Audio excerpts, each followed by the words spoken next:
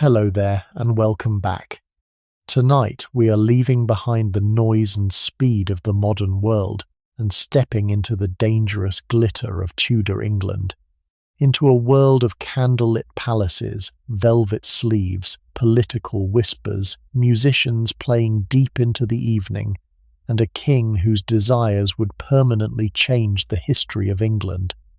And somewhere ahead of us, behind the feasts and gold and royal spectacle, lies one of the most feared courts in Europe, a court where a smile from the king could transform a life forever, and where losing his favour could destroy it just as quickly. So before we begin tonight, take a moment to let yourself settle. Let the day, with its small accumulations of effort and attention, set itself down somewhere outside the room you are in. Let your shoulders drop, let your jaw soften, let your hands rest, palm up or palm down, whichever feels easier. Let your breath find the slower rhythm that the evening allows. There is nothing you need to hold on to for the next while. The world will continue its business without your supervision. Tonight is for the slower kind of attention that a long story requires, and we will give it that attention together. Tonight I want to tell you about Henry VIII. I want to tell you about him, however, in a particular way, not the version of him that the popular imagination has produced, the fat, jolly, red-faced king with the leg of mutton in one hand and the wife to be executed in the other. Not the version that the films and television series have constructed with their elegant costumes and their dramatic music and their convenient simplifications.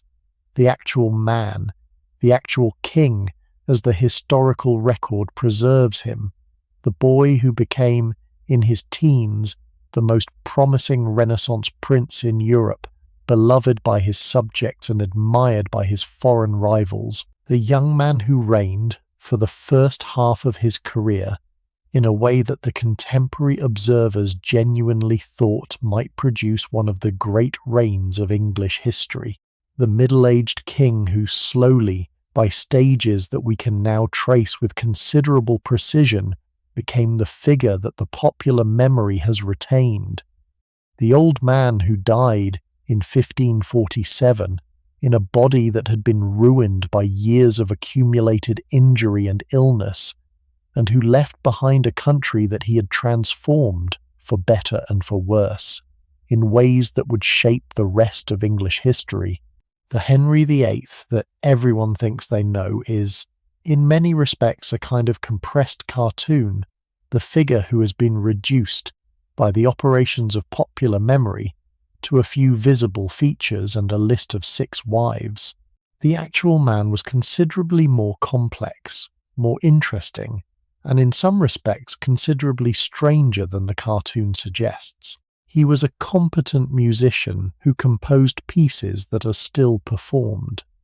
He was a serious theologian who wrote, in his own hand, a book defending the Catholic faith against Martin Luther, for which the Pope gave him the title Defender of the Faith, a title that the English monarchs still hold today, 6 wives and a reformation later, by the small accidents of historical inheritance. He was an accomplished athlete who played tennis at a level that contemporary observers thought genuinely impressive, who jousted in the great tournaments of his court, who hunted on horseback for entire days at a stretch.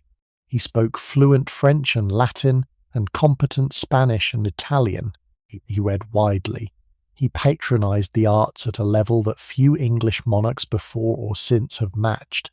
He brought Hans Holbein to England, where the painter produced the portraits that have, more than any other source, shaped our visual sense of the era. He was also, in the second half of his reign, a deeply paranoid man whose growing fears reshaped the politics of his kingdom in ways that produced, among other consequences, the deaths of a number of his closest friends and advisers and several of his wives.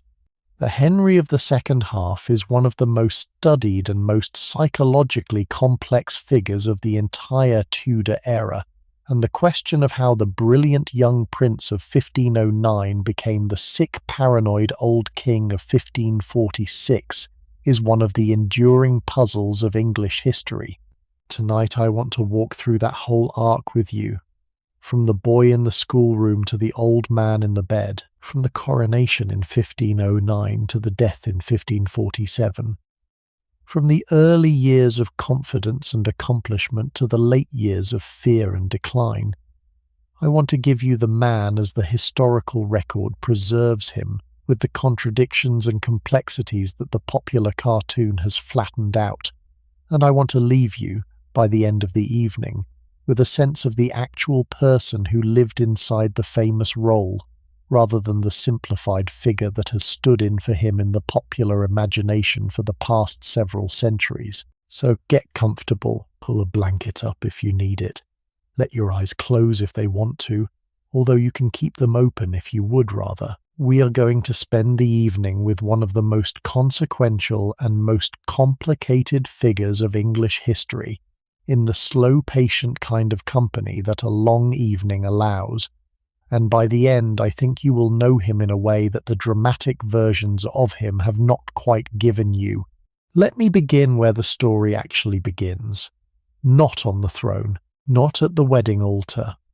In a small room in a Tudor palace in 1491, where a baby was being born who was not, at the time of his birth, expected to become King of England. Henry was the second son of Henry VII, the first Tudor king, who had taken the English throne in 1485 by his victory over Richard III at the Battle of Bosworth. Henry VII had married Elizabeth of York, the daughter of Edward IV, and the marriage had united the warring branches of the royal family that had fought, for the earlier decades, in the long civil conflict that history has come to call the Wars of the Roses. The first child of the marriage was Arthur, who had been born in 1486, and who was, by the conventions of primogeniture, the heir to the throne. The second surviving child was Margaret, born in 1489, who would in due course be married off to King James IV of Scotland, in the dynastic arrangement that, several generations later, would produce the Stuart kings of England. The third surviving child was Henry, born in June of 1491 at the Palace of Placentia at Greenwich in the conditions of careful royal birth that the conventions of the era required. Henry, as the second son, was destined for the church. This was the standard arrangement for the second sons of the higher nobility in late medieval England. The eldest son inherited the title and the lands. The second son was given an education that prepared him for a senior career in the church, which would, by the conventions of the era, give him a respectable income and a position of social standing without requiring any provision from the family estate. The Tudor royal family, which was new on the throne, and which was actively constructing the conventions of its own dynastic continuity, followed the standard practice. Arthur was prepared for kingship. Henry was prepared for the church. This early plan for Henry's life is one of the least well-known features of his biography, and it is worth pausing on, because the education that he received in his first decade and a half was the education of a future churchman rather than a future king, and it shaped the man he became in ways that the conventional accounts of his life tend to overlook. The young Henry was given, from the age of perhaps 4 or 5, the sort of intensive academic training that a future bishop would need. He was taught Latin and Greek and the rudiments of Hebrew. He was given a thorough grounding in scripture, in theology, and in the controversies of late medieval church doctrine. He was taught music, which was understood by the era to be one of the central accomplishments of an educated cleric. He was taught the small disciplines of devotion that the religious life required. He was, by his early teens, the sort of intensively educated young man that the church of the era considered an excellent candidate for senior promotion. He was also, by all accounts, a young man of considerable natural ability, who absorbed the academic material his tutors gave him at a pace that surprised the men who taught him, and who reported back to his father on his progress. The plan, however, did not survive the spring of 1502. In April of that year, Arthur, who had been married the previous November to Catherine of Aragon, the youngest daughter of Ferdinand and Isabella of Spain, fell ill at Ludlow Castle on the Welsh marches, where he had been sent to begin the apprenticeship in royal administration that the heir to the throne was expected to undertake. The illness, which contemporary accounts described in terms that modern historians have been unable to identify with certainty, but which may have been some form of viral pneumonia or influenza, progressed rapidly. Within 10 days of falling ill, Arthur was dead. He was 15 years old. The death of Arthur changed everything. The 11-year-old Henry, who had been preparing for a career in the church, was now suddenly the heir to the throne. The whole apparatus of his education had to be redirected. The Latin and Greek and the theology continued, but to them was added the substantial additional curriculum of a future king, the law and the politics and the military arts that the prince expected to inherit the throne would need. The change was substantial, and it was conducted at speed, because Henry VII, who had been ill himself in the previous year, and who could not be certain how much time remained to prepare his second son for kingship, was operating under the sort of pressure that the unexpected death of an heir produces. Catherine of Aragon, in the meantime, was a 16-year-old widow at the English court, with no clear prospects and no easy route home. Her parents, Ferdinand and Isabella, had paid a substantial dowry for her marriage to Arthur, and they were not inclined to walk away from the investment. Henry VII, who had received the first half of the dowry but who was still owed the second, was equally unwilling to release her. The diplomatic arrangement that emerged after considerable negotiation between the two courts was that Catherine would remain in England and would, in due course, marry Henry, the new heir to the throne, when he was old enough. The plan required a papal dispensation, because the canon law of the era prohibited a man from marrying his deceased brother's wife, and the dispensation was eventually granted by Pope Julius II on the grounds that the first marriage had not been consummated and was therefore not, in the strict sense, a complete marriage. The dispensation, which I want you to remember because it will come back into our story in a critical way nearly 30 years later, allowed the engagement to proceed. Henry VII died in April 1509 of the tuberculosis that had been slowly killing him for several years. Henry VIII, who was 17, came to the throne. The new king, 6 weeks after his accession, married Catherine of Aragon in a private ceremony at the chapel of the Franciscan friars at Greenwich. He was 18 days short of his 18th birthday. Catherine was 23. Having spent the 7 years since Arthur's death waiting for the marriage that had now finally come.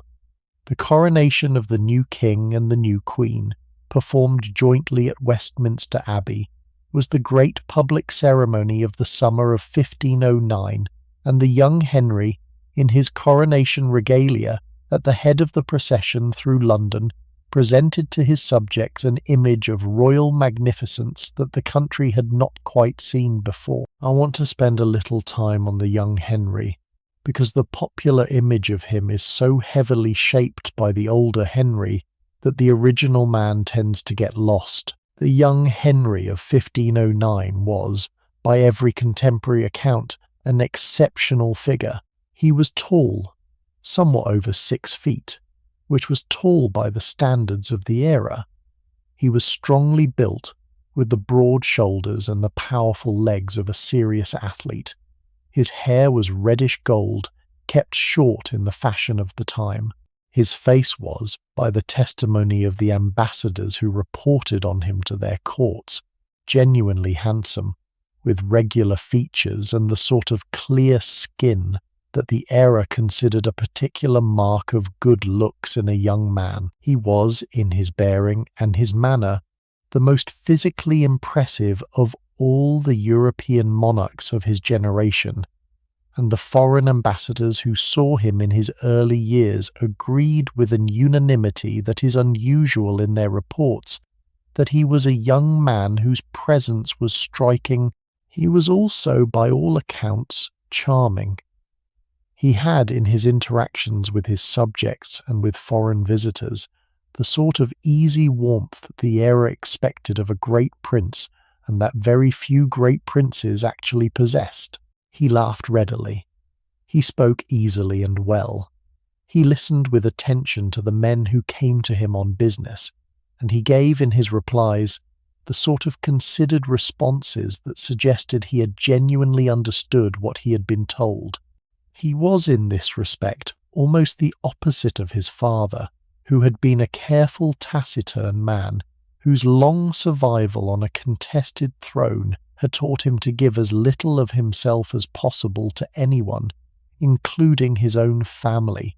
The young Henry, by contrast, gave generously of his attention and his presence, and the people around him responded to this generosity with the sort of personal devotion that the older Henry VII had never inspired and never sought. He was an accomplished musician. He played the lute and the virginals and the recorder. He sang, by the testimony of those who heard him, with a fine, clear voice. He composed in the years of his youth a number of pieces that have survived in the manuscript collections of the era. The most famous of these, the song called Pastime with Good Company, remains a standard piece of Tudor music and is still performed today. The composition, which was probably written when Henry was in his late teens or early 20s, is a substantial musical achievement in its own right, and it tells us something about the breadth of the young king's accomplishments that he could produce, as a side activity to his other pursuits, work that has held its place in the musical canon for 500 years. The musical establishment of the court that Henry built up around his own personal interest in music was, by the standards of the era, one of the most substantial in Europe. The Chapel Royal, which was the body of professional musicians attached to the King's Chapel, employed perhaps 30 singers and instrumentalists, including some of the leading composers and performers of the era. The king imported musicians from Italy and France and the Netherlands to supplement the English musicians of the establishment, and the cumulative effect of his patronage was the development, in the early 16th century, of one of the great periods of English court music. The manuscript collections that have survived from the period, including the so-called Henry VIII manuscript, that is now held at the British Library, preserve the musical repertoire of the court and give us a picture of the daily musical life of the establishment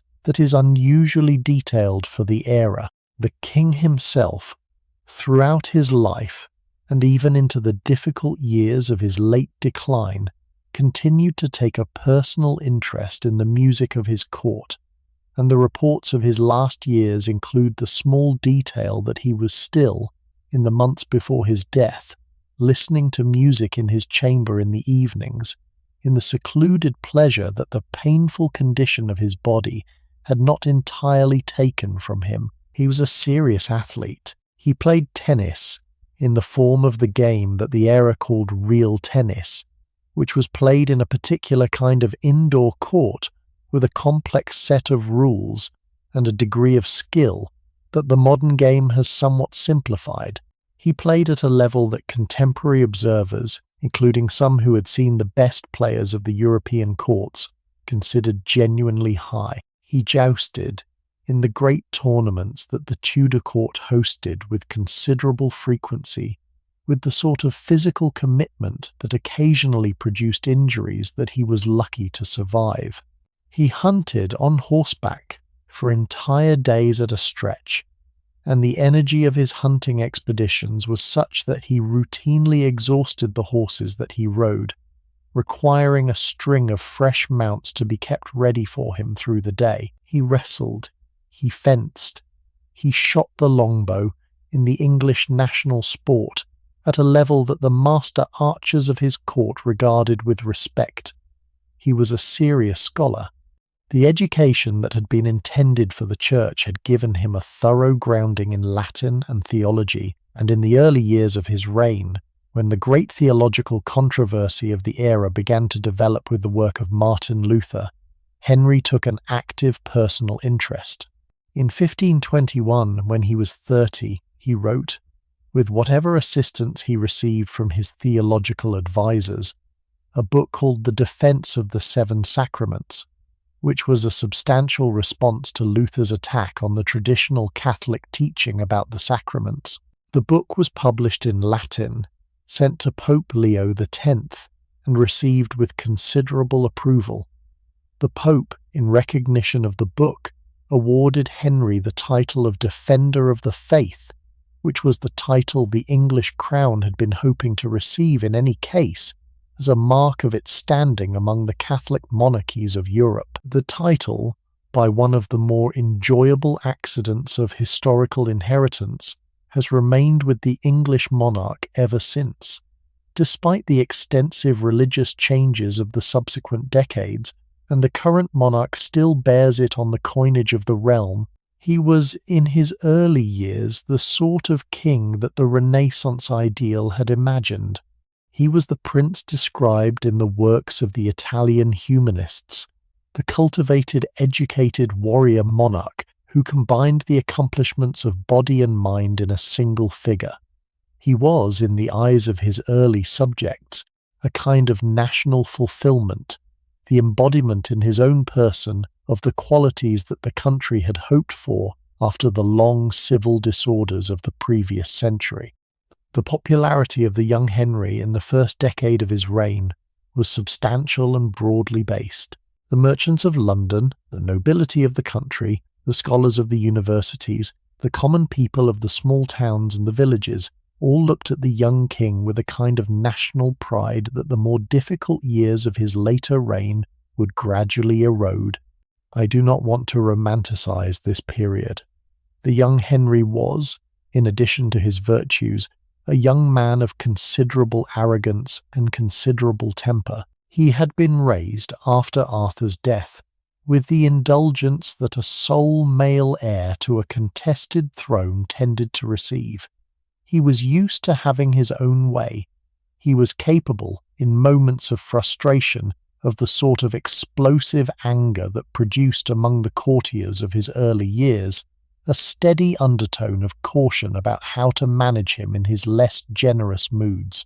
He was in some respects a young man whose abilities had not yet been adequately tested by anything that could really challenge him, and the qualities that would, in his later years, become the marks of his tyranny were already present, in their embryonic form, in the qualities that his early courtiers had to learn to navigate. The marriage to Catherine of Aragon, which was the great personal relationship of the first half of Henry's reign, deserves a longer pause, because the story of how it began, what it became, and how it eventually ended is the story of the entire transformation of the English Church and the English state in the 16th century, and the personal and the political dimensions of it cannot really be separated. Catherine, when Henry married her in June 1509, was a young woman of considerable accomplishment in her own right. She had been born in 1485, the same year that her future father-in-law had won the crown at Bosworth, and she had been raised in the unusually intellectual atmosphere of the Spanish court of her parents, Ferdinand and Isabella. She had received an education that was, by the standards of the era, extraordinary for a woman. She had been taught Latin, fluently, by Italian humanists imported into the Spanish court for the purpose. She had been given a thorough grounding in scripture and in theology. She had been instructed in the accomplishments of an aristocratic woman, music and dancing and embroidery. But the central feature of her education had been the genuinely serious intellectual training that her mother, Isabella, who was herself a woman of considerable intellect, had wanted for her daughters. Catherine, by the time she came to England at 15 for her marriage to Arthur, was one of the best educated princesses in Europe. Her arrival in England in October 1501 had been one of the great public events of the early Tudor era. She had travelled from Spain in a fleet of ships that had been delayed by storms in the Bay of Biscay, and she had landed at Plymouth in the autumn of that year, where she had been received by the senior figures of the English court who had been sent to greet her. The progress from Plymouth to London, which had taken several weeks, had been the sort of ceremonial procession that the era reserved for the most important state occasions, with crowds gathering in every town along the route to see the young Spanish princess who would in due course become the Queen of England. The marriage to Arthur, which had taken place in November 1501 at the old St. Paul's Cathedral in London, had been the great public ceremony of that autumn, and the young couple, when they had appeared together in the processions and entertainments that followed the wedding, had presented to the watching crowds the sort of dynastic confidence that the early Tudors had been working to project. Catherine, in the accounts of her appearance at this period, was described by contemporary observers as a young woman of considerable charm, with the auburn hair and the fair complexion that the Spanish royal family had inherited from their English Plantagenet ancestors several generations earlier. And she made, in her first months in England, the sort of favourable impression that the young Henry, who was then 10, and who saw her in the ceremonial appearances that the early months of her time in England produced, would carry with him into his own subsequent dealings with her. She had also been raised with the sort of religious seriousness that the Spanish court of her parents had cultivated.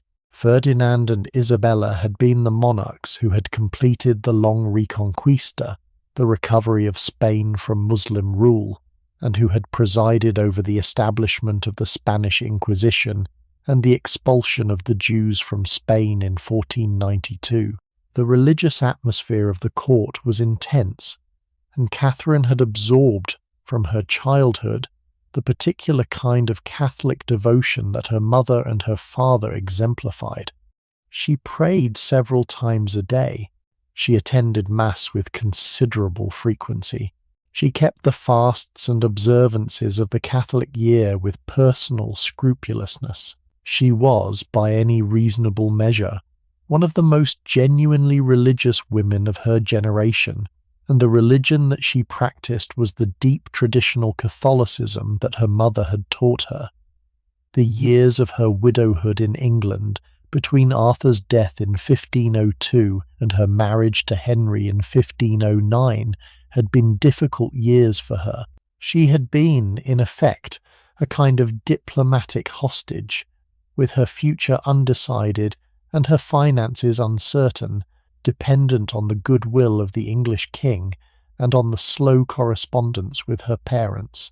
She had managed these years with considerable dignity, maintaining a small household at the royal palaces where she was lodged, conducting herself with the gravity that her position required, and waiting for the eventual resolution of her situation. The marriage to Henry, when it came, was the resolution she had been hoping for, and her gratitude for the rescue from her uncertain widowhood was by all accounts real. The first 10 or 12 years of the marriage were, by every contemporary indication, a happy marriage.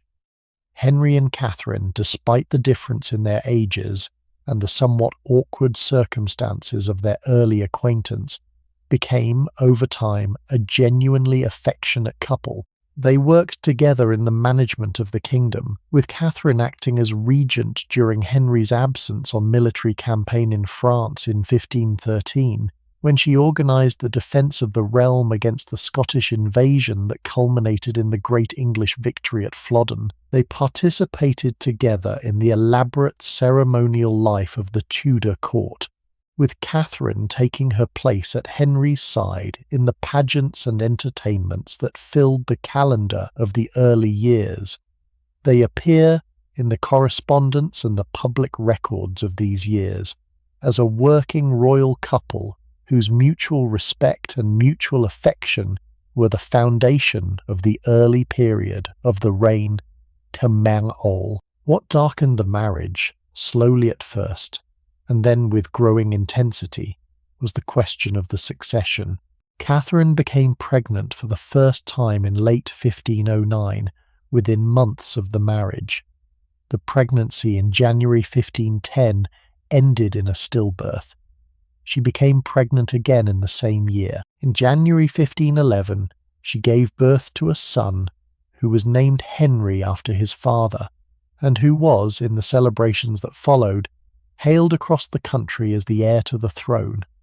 52 days later, the infant Henry died of some childhood illness that the era's medicine could not identify. Catherine became pregnant again.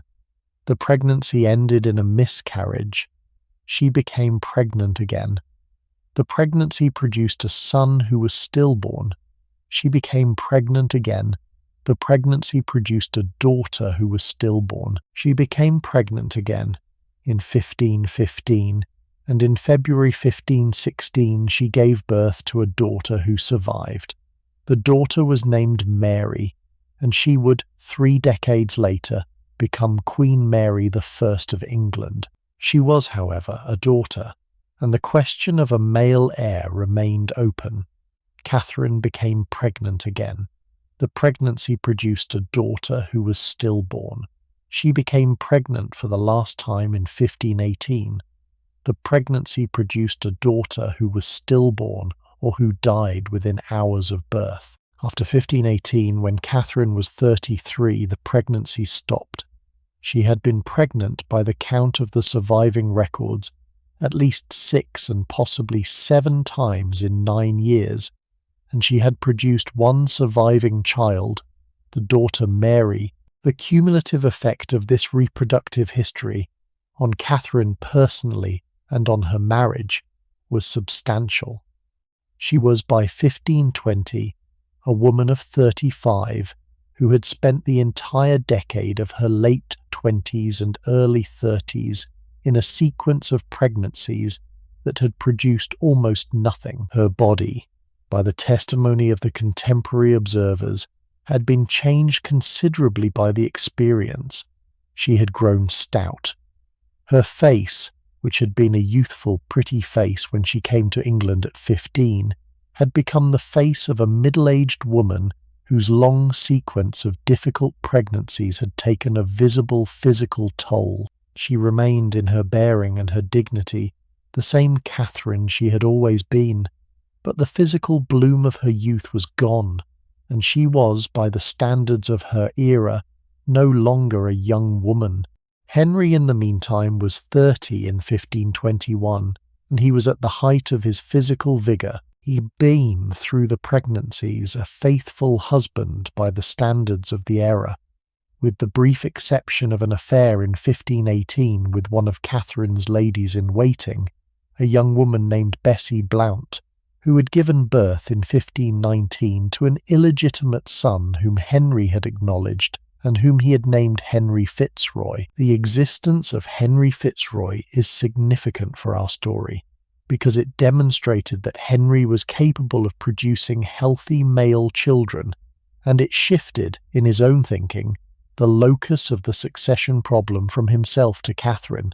The boy, who was acknowledged as the king's natural son, and who was given the title of Duke of Richmond, was raised in a substantial establishment of his own, and was, in the early 1520s, the only living male child that Henry had produced. The succession problem by the early 1520s was the central political question of the kingdom. Henry was a healthy man in his early 30s, but he was not getting any younger, and the lack of a legitimate male heir was the sort of dynastic vulnerability that the Tudor regime, which had only been on the throne for a generation, could not afford to leave unresolved. The previous dynasty, the Plantagenets, had been brought down precisely by the sort of disputed succession that was now beginning to threaten the Tudors, and Henry, who had grown up in the immediate aftermath of the Wars of the Roses, and who had absorbed from his father the long anxieties of the early Tudor regime, understood with great clarity what the absence of a male heir might mean for the country and for his dynasty. The daughter Mary, who was the only legitimate child, could not, by the conventions of the era, be relied on to inherit the throne in her own right. England had never had a successful queen regnant in its own history, and the example of the brief and disastrous reign of Empress Matilda in the 12th century, which had produced civil war, was the standard precedent that men of Henry's era cited when they considered the possibility of a female succession. The question then, by perhaps 1525 or 1526, was what to do. Catherine, by this point in her late 30s or early 40s, was no longer producing pregnancies, and the chances of her producing a son had become, in any reasonable medical assessment, vanishingly small. The marriage that had once been the great personal happiness of Henry's early reign had become, in the calculation of the king and his advisers, a dynastic dead end. It was at this moment, with the marriage in this state of slow stagnation and the succession problem becoming acute, that Henry's eye fell on a particular young woman of the court, and the great crisis of the reign began. The young woman was Anne Boleyn. I want to pause before going further to say a few words about Anne, because the popular image of her, like the popular image of Henry himself, has been so heavily shaped by the dramatic accounts of her story that the actual person tends to disappear into the legend. The Anne Boleyn of popular memory is a kind of seductress figure, calculating and ambitious, who set out to ensnare the king and who succeeded by her cunning manipulation of his desires. The actual Anne, as the historical record preserves her, was considerably more complex and considerably more interesting than this caricature suggests. She was born somewhere between 1501 and 1507, the exact year being uncertain by the record-keeping conventions of the era. She was the daughter of Sir Thomas Boleyn, a substantial figure of the English court who had served as a diplomat in some European capitals, and of Elizabeth Howard, who came from one of the great noble families of England. Anne had been raised partly in England and partly in the Netherlands and in France, where her father's diplomatic postings had taken the family. She had spent several years, in her early teens, at the French court, where she had absorbed the manners, the dress, and the cultural sophistication of the most fashionable royal court in Europe.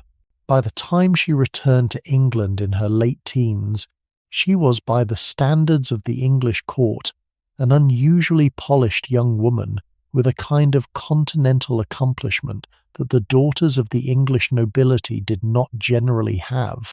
She was not, by the testimony of contemporary observers, a conventional beauty.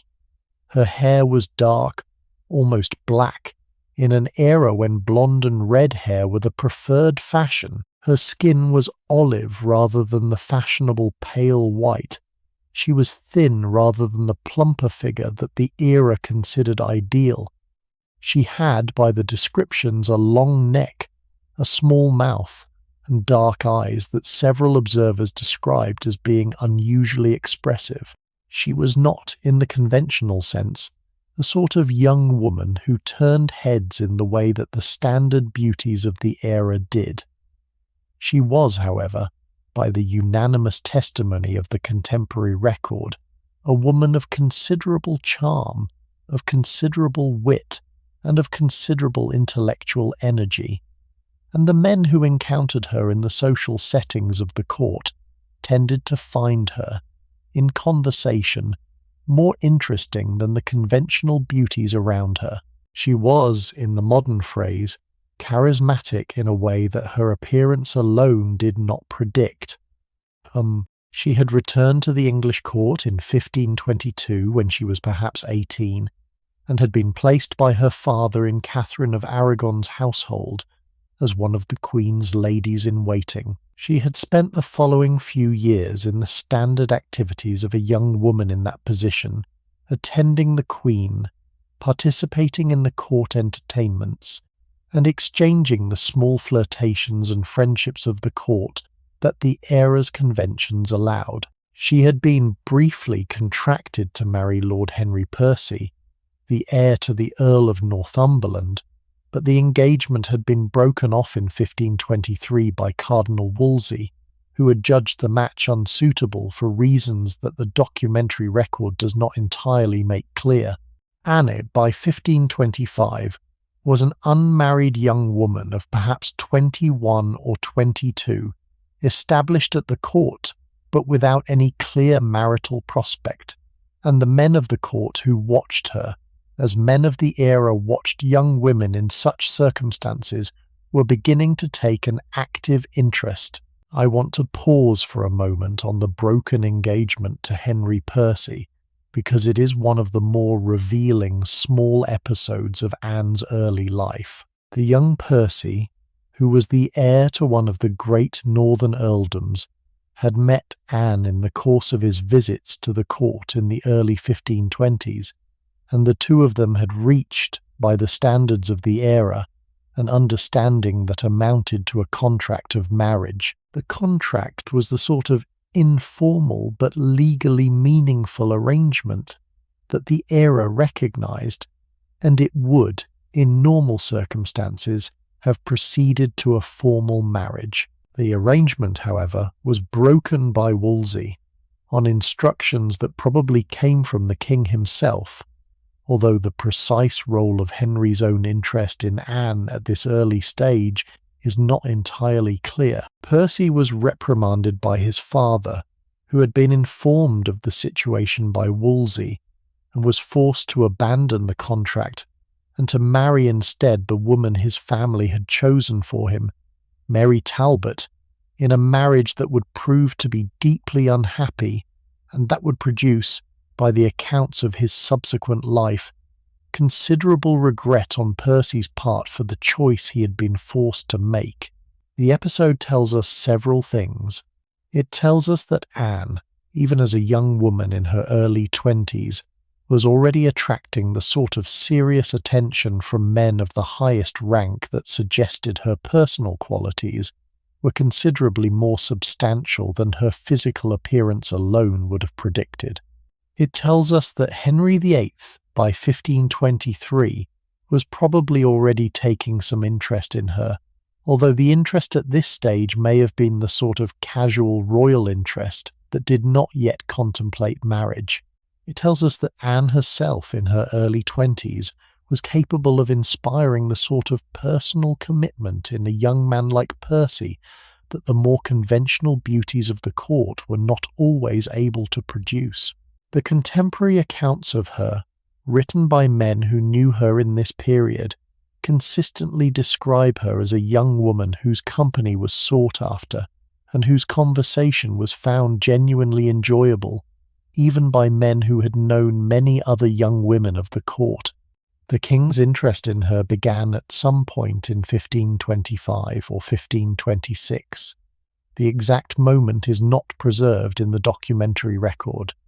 What we have is the gradual accumulation of evidence that Henry, by the middle of 1526, was paying serious attention to Anne, and that the attention had progressed, by the end of that year, into the sort of pursuit that the king occasionally directed at one of the young women of the court. Anne's older sister, Mary Boleyn, had been Henry's mistress for a period of perhaps 2 or 3 years in the early 1520s, and Henry's pattern in his extramarital interests had been to pursue a young woman until he secured her, to maintain her as his mistress for some period, and then to move on. The standard expectation when his interest in Anne became apparent was that she would in due course become his next mistress in the same pattern. The 7-year pursuit that followed was, by any reasonable measure, an extraordinary period in the personal life of an English king. Henry wrote to Anne, during the periods when they were apart, in letters that have survived in the Vatican archives, having been seized by agents and ended up in Roman custody by the accidents of the political situation. The letters, which are preserved in Henry's own hand and which constitute one of the most personally revealing bodies of correspondence from the entire reign, give us a picture of the king as a man genuinely in love, in the romantic sense that the modern reader recognizes, with the features of personal devotion and personal anxiety that any man genuinely in love produces. He worries about her health. He worries about whether she is still committed to him. He worries about the political complications that are slowing the resolution of their situation. He sends her gifts, including a small piece of game that he has shot himself, and asks her to think of him when she eats it. He signs his letters with the domestic signature, the linked letters HR signifying Henry the King, with the abbreviation AB for Anne Boleyn enclosed within them in a heart shape that gives us, in its small visual gesture, the romantic intensity of the period from his perspective. What did not happen, however, was that Anne accepted the role of mistress. The exact dynamics of her refusal are one of the most disputed questions in the historical record of the period. Some historians have argued that Anne, who was a young woman of unusual sophistication and unusual intelligence, simply calculated that the role of king's mistress was beneath what she could achieve, and that she held out for marriage by deliberate strategic choice. Other historians have argued that Anne genuinely had no intention of marrying the king when she first refused him, and that her refusal was based on the more conventional grounds of moral and reputational concern, with the marriage proposition only emerging as Henry's frustration with her resistance led him to consider more drastic options. The truth probably lies somewhere between these two accounts. Anne was almost certainly aware of her own value in the marriage market, and she was almost certainly capable of strategic thinking about her position. She was also, however, a young woman with her own dignity and her own reputational concerns, and her refusal of the standard mistress role was probably motivated, at least in part, by the genuine reluctance of a respectable young woman to enter into a relationship that the conventions of her era considered shameful. What is clear from the surviving evidence is that Henry's frustration with Anne's refusal grew over the course of 1526 and 1527, and that by the middle of 1527 he had begun to consider the possibility that the right answer to the problem was not to abandon his pursuit of Anne, but to abandon his marriage to Catherine. The argument that he developed, with the assistance of his theological advisers and with the considerable encouragement of his own conscience, was that the marriage to Catherine had been invalid from the beginning, on the grounds that the canon law of the era prohibited a man from marrying his deceased brother's wife, and that the papal dispensation that had been granted in 1503 to allow the marriage had been improper. The biblical text on which this argument depended was a passage in the book of Leviticus, which prohibited a man from uncovering the nakedness of his brother's wife, and which warned that any couple who entered such a marriage would be childless. Henry, who knew his scripture well from his early theological education, became convinced in the course of 1527 that the long sequence of pregnancies that had failed to produce a surviving male heir was the divine punishment for his violation of this biblical prohibition. The fact that Catherine had borne him a daughter, Mary, who had survived, was a complication that the biblical argument had to manage, but Henry's theological advisers found ways to handle the complication, and the king himself, by the end of 1527, was satisfied that the argument was sound. The position he had reached by the early months of 1528 was that his marriage to Catherine had been invalid from the beginning, that the divine displeasure manifested in the failure of the marriage to produce a male heir was the visible evidence of its invalidity, that the dispensation by which Pope Julius II had purported to authorize the marriage had been beyond the Pope's actual authority to grant, and that he, Henry, was therefore not validly married and had been free, all along, to marry someone else. The someone else by this point was clearly Anne Boleyn, although the public claim was simply that Henry was seeking the resolution of a question of conscience that had been troubling him for some time. The request, when it was made formally to the Pope through the offices of Cardinal Wolsey, was for an annulment of the marriage on the grounds that I have just described. Such requests were not, in the canon law of the era, unprecedented.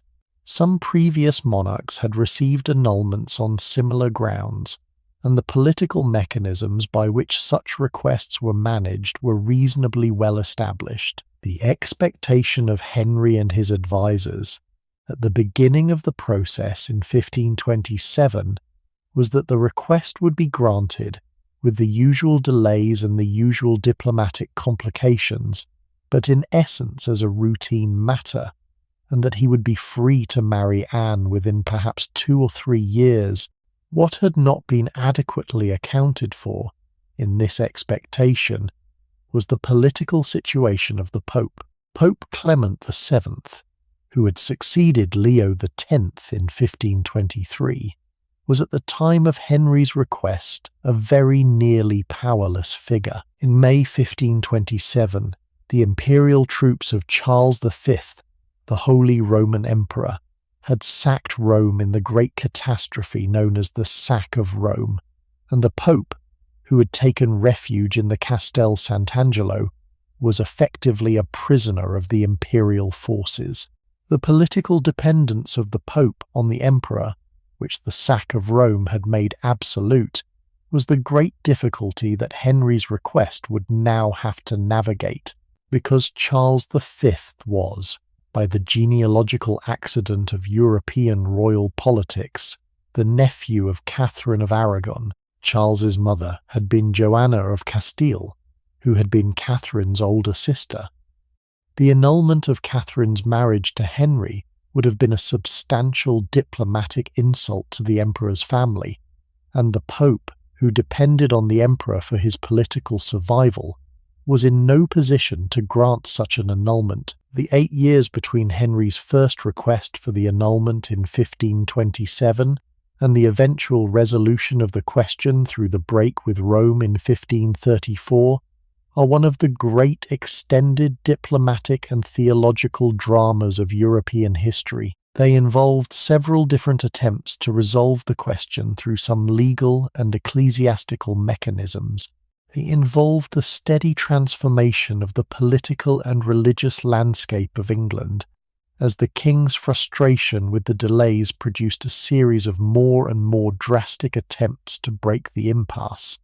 They involved the rise to power of Thomas Cranmer, who became Archbishop of Canterbury in 1533, and who would prove to be the architect of the eventual settlement. They involved the fall of Cardinal Wolsey in 1529, when the cardinal's failure to deliver the annulment cost him the king's favour and ultimately his life, although Wolsey died of natural causes on his way to face charges of treason rather than at the hands of the executioner. They involved the rise of Thomas Cromwell, who replaced Wolsey as the king's principal minister, and who designed the legal and parliamentary mechanism by which the eventual break with Rome was actually accomplished. They involved a great deal of pain for Catherine of Aragon, who refused, throughout the entire process, to accept that her marriage was invalid, who maintained, with the same dignity that she had maintained throughout her life, that she had been the king's true wife, and who endured the cruelties that her position now exposed her to without ever, by any contemporary account, surrendering the position she had taken. I want to spend a moment on Catherine in this period.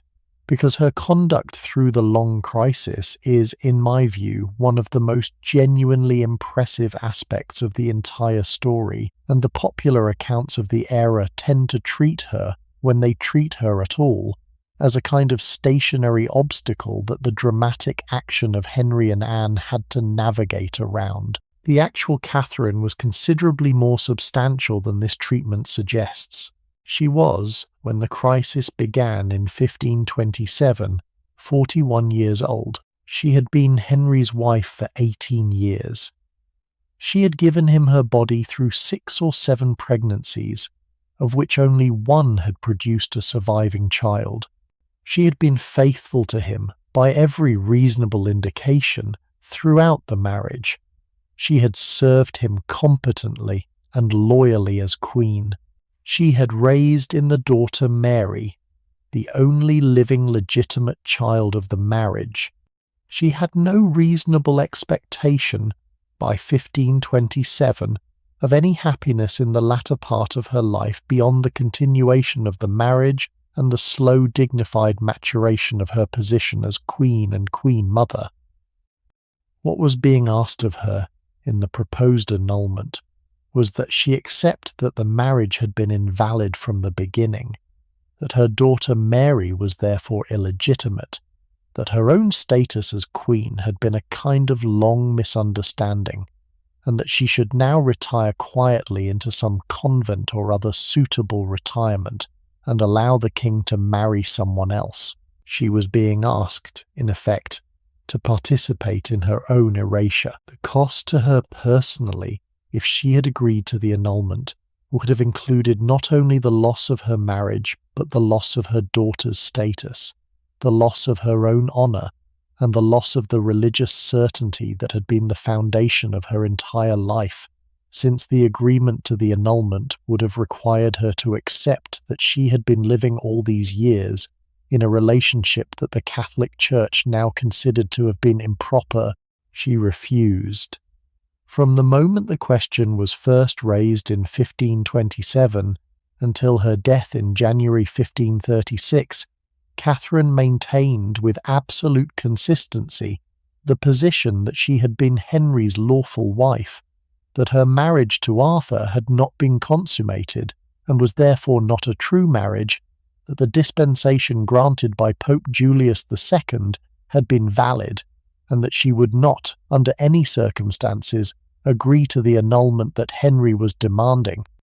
She made this case in formal proceedings before the Legatine Court at Blackfriars in 1529, in a famous speech that she delivered on her knees before Henry himself, in which she appealed to him as her husband and her king, and asked him to consider, before the eyes of God, what she had done to deserve the treatment she was receiving. The speech, which was recorded by contemporary observers and which has come down to us in considerable detail, is one of the great pieces of personal eloquence of the entire Tudor era, and it captures something essential about Catherine that the modern reader can still recognise. She was a woman who had been wronged. She knew it. She said so. She did not, however, lose her dignity in saying so. The speech was given with the full ceremony of her position, in the language of formal address, and it ended with her standing up, leaving the court, and refusing to participate further in the proceedings. The court, which had no power to compel her presence, could not produce the annulment without her cooperation, and the failure of the Legatine Court was in this respect her doing.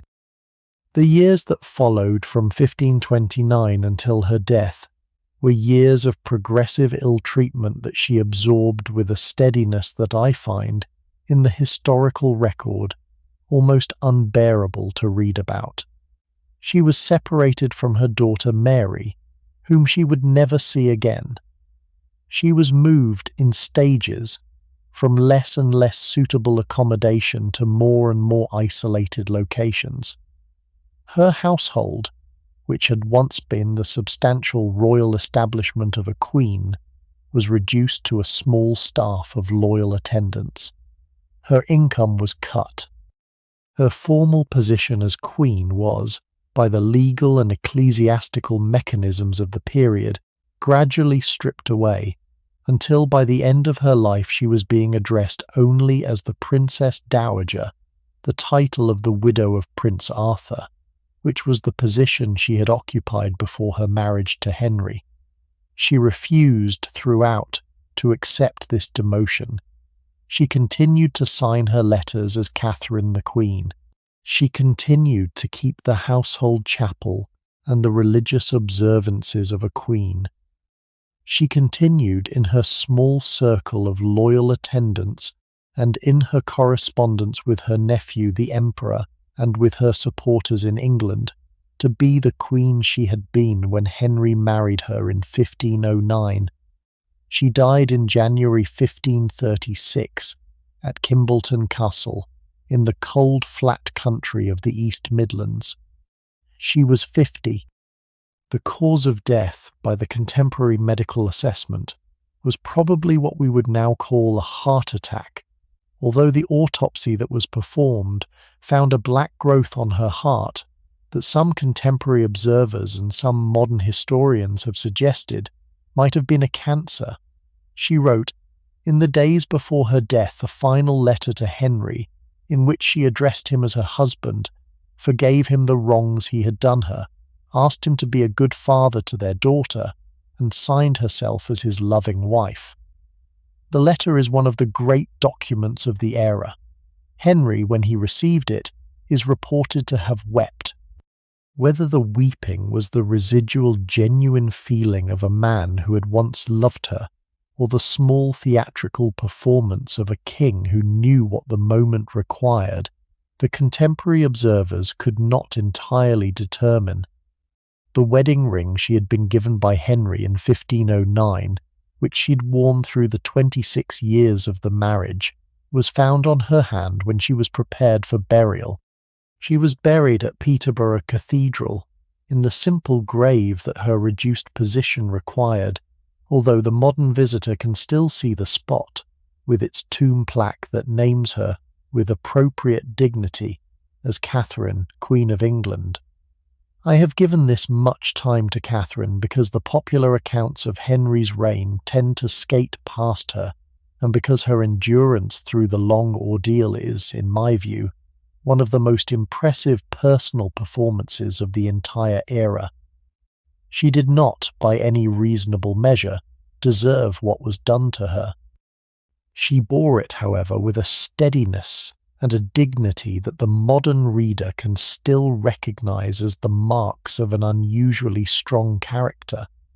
The dramatizations of her story tend to focus on her early years as the young Spanish princess, on her romance with Arthur, on her marriage to Henry, but the years of her real test were the years from 1527 to 1536, and the Catherine of those years was, in my judgment, the most genuinely admirable of all the figures of Henry's court. The mechanism by which the marriage was eventually annulled, and the political and religious revolution that this annulment produced, is a long and intricate story that I want to summarize rather than to walk through in full detail. The essential outline, however, is worth keeping clear. By 1532, Henry had become convinced that the Pope was not going to grant the annulment, because the Emperor would not permit it. He had also become convinced, with the encouragement of Thomas Cromwell, that the Pope's authority over the English Church was, in any case, an unjustified intrusion on the proper sovereignty of the English crown. Cromwell, who was a brilliant administrator and a serious legal thinker, had developed over the course of 1531 and 1532 the constitutional argument that the King of England was, by the ancient laws of the realm, the supreme authority within his own kingdom in all matters spiritual and temporal, and that the Pope's claimed jurisdiction over the English Church was an usurpation that the king was entitled to refuse. The argument, which combined a particular reading of medieval English history with the new ideas about national sovereignty that were emerging from the Reformation theologians, gave Henry the ideological framework he needed to act unilaterally in the matter of his marriage. The actions, when they came in a sequence over the next 2 years. In May 1532, the English Convocation, which was the legislative body of the English clergy, passed the submission of the clergy, which acknowledged the king's authority over the church. In January 1533, Henry secretly married Anne Boleyn, who was by this point pregnant. In March 1533, the Act in Restraint of Appeals was passed by Parliament, which prohibited any appeal to Rome on any matter, and which thereby cut the legal link between the English Church and the papacy.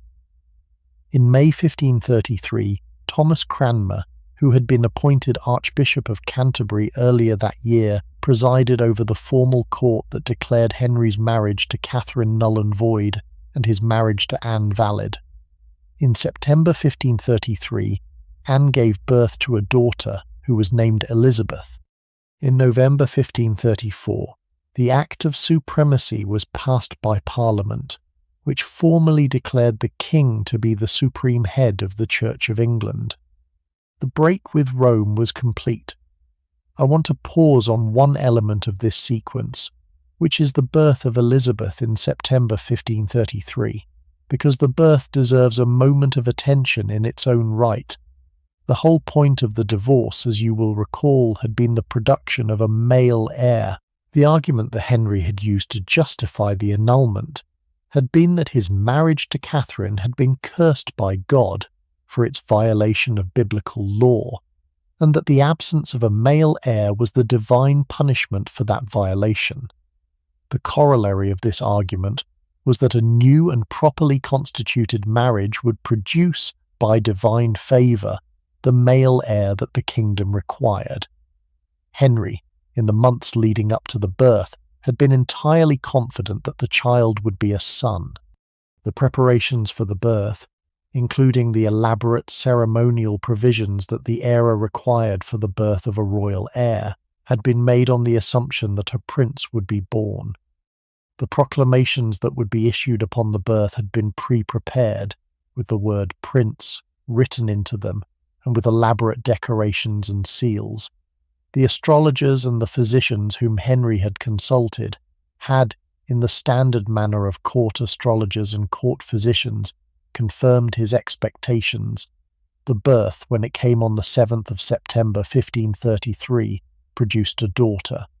The proclamations had to be hastily corrected with the word prince altered to princess in the documents that were already prepared. The elaborate celebrations that had been planned were considerably scaled back. Henry, who had been confident that the question of the succession was about to be resolved, found himself in essentially the same situation he had been in before the divorce, with a queen who had produced a daughter rather than a son. The daughter, however, was Elizabeth, the daughter who, 50 years later, would become the great queen of the Elizabethan era, who would defeat the Spanish Armada, who would preside over the literary flourishing that produced Shakespeare, who would establish the Protestant settlement of the English Church, who would die in 1603 having reigned for 45 years and having become, by the time of her death, one of the most successful monarchs in English history.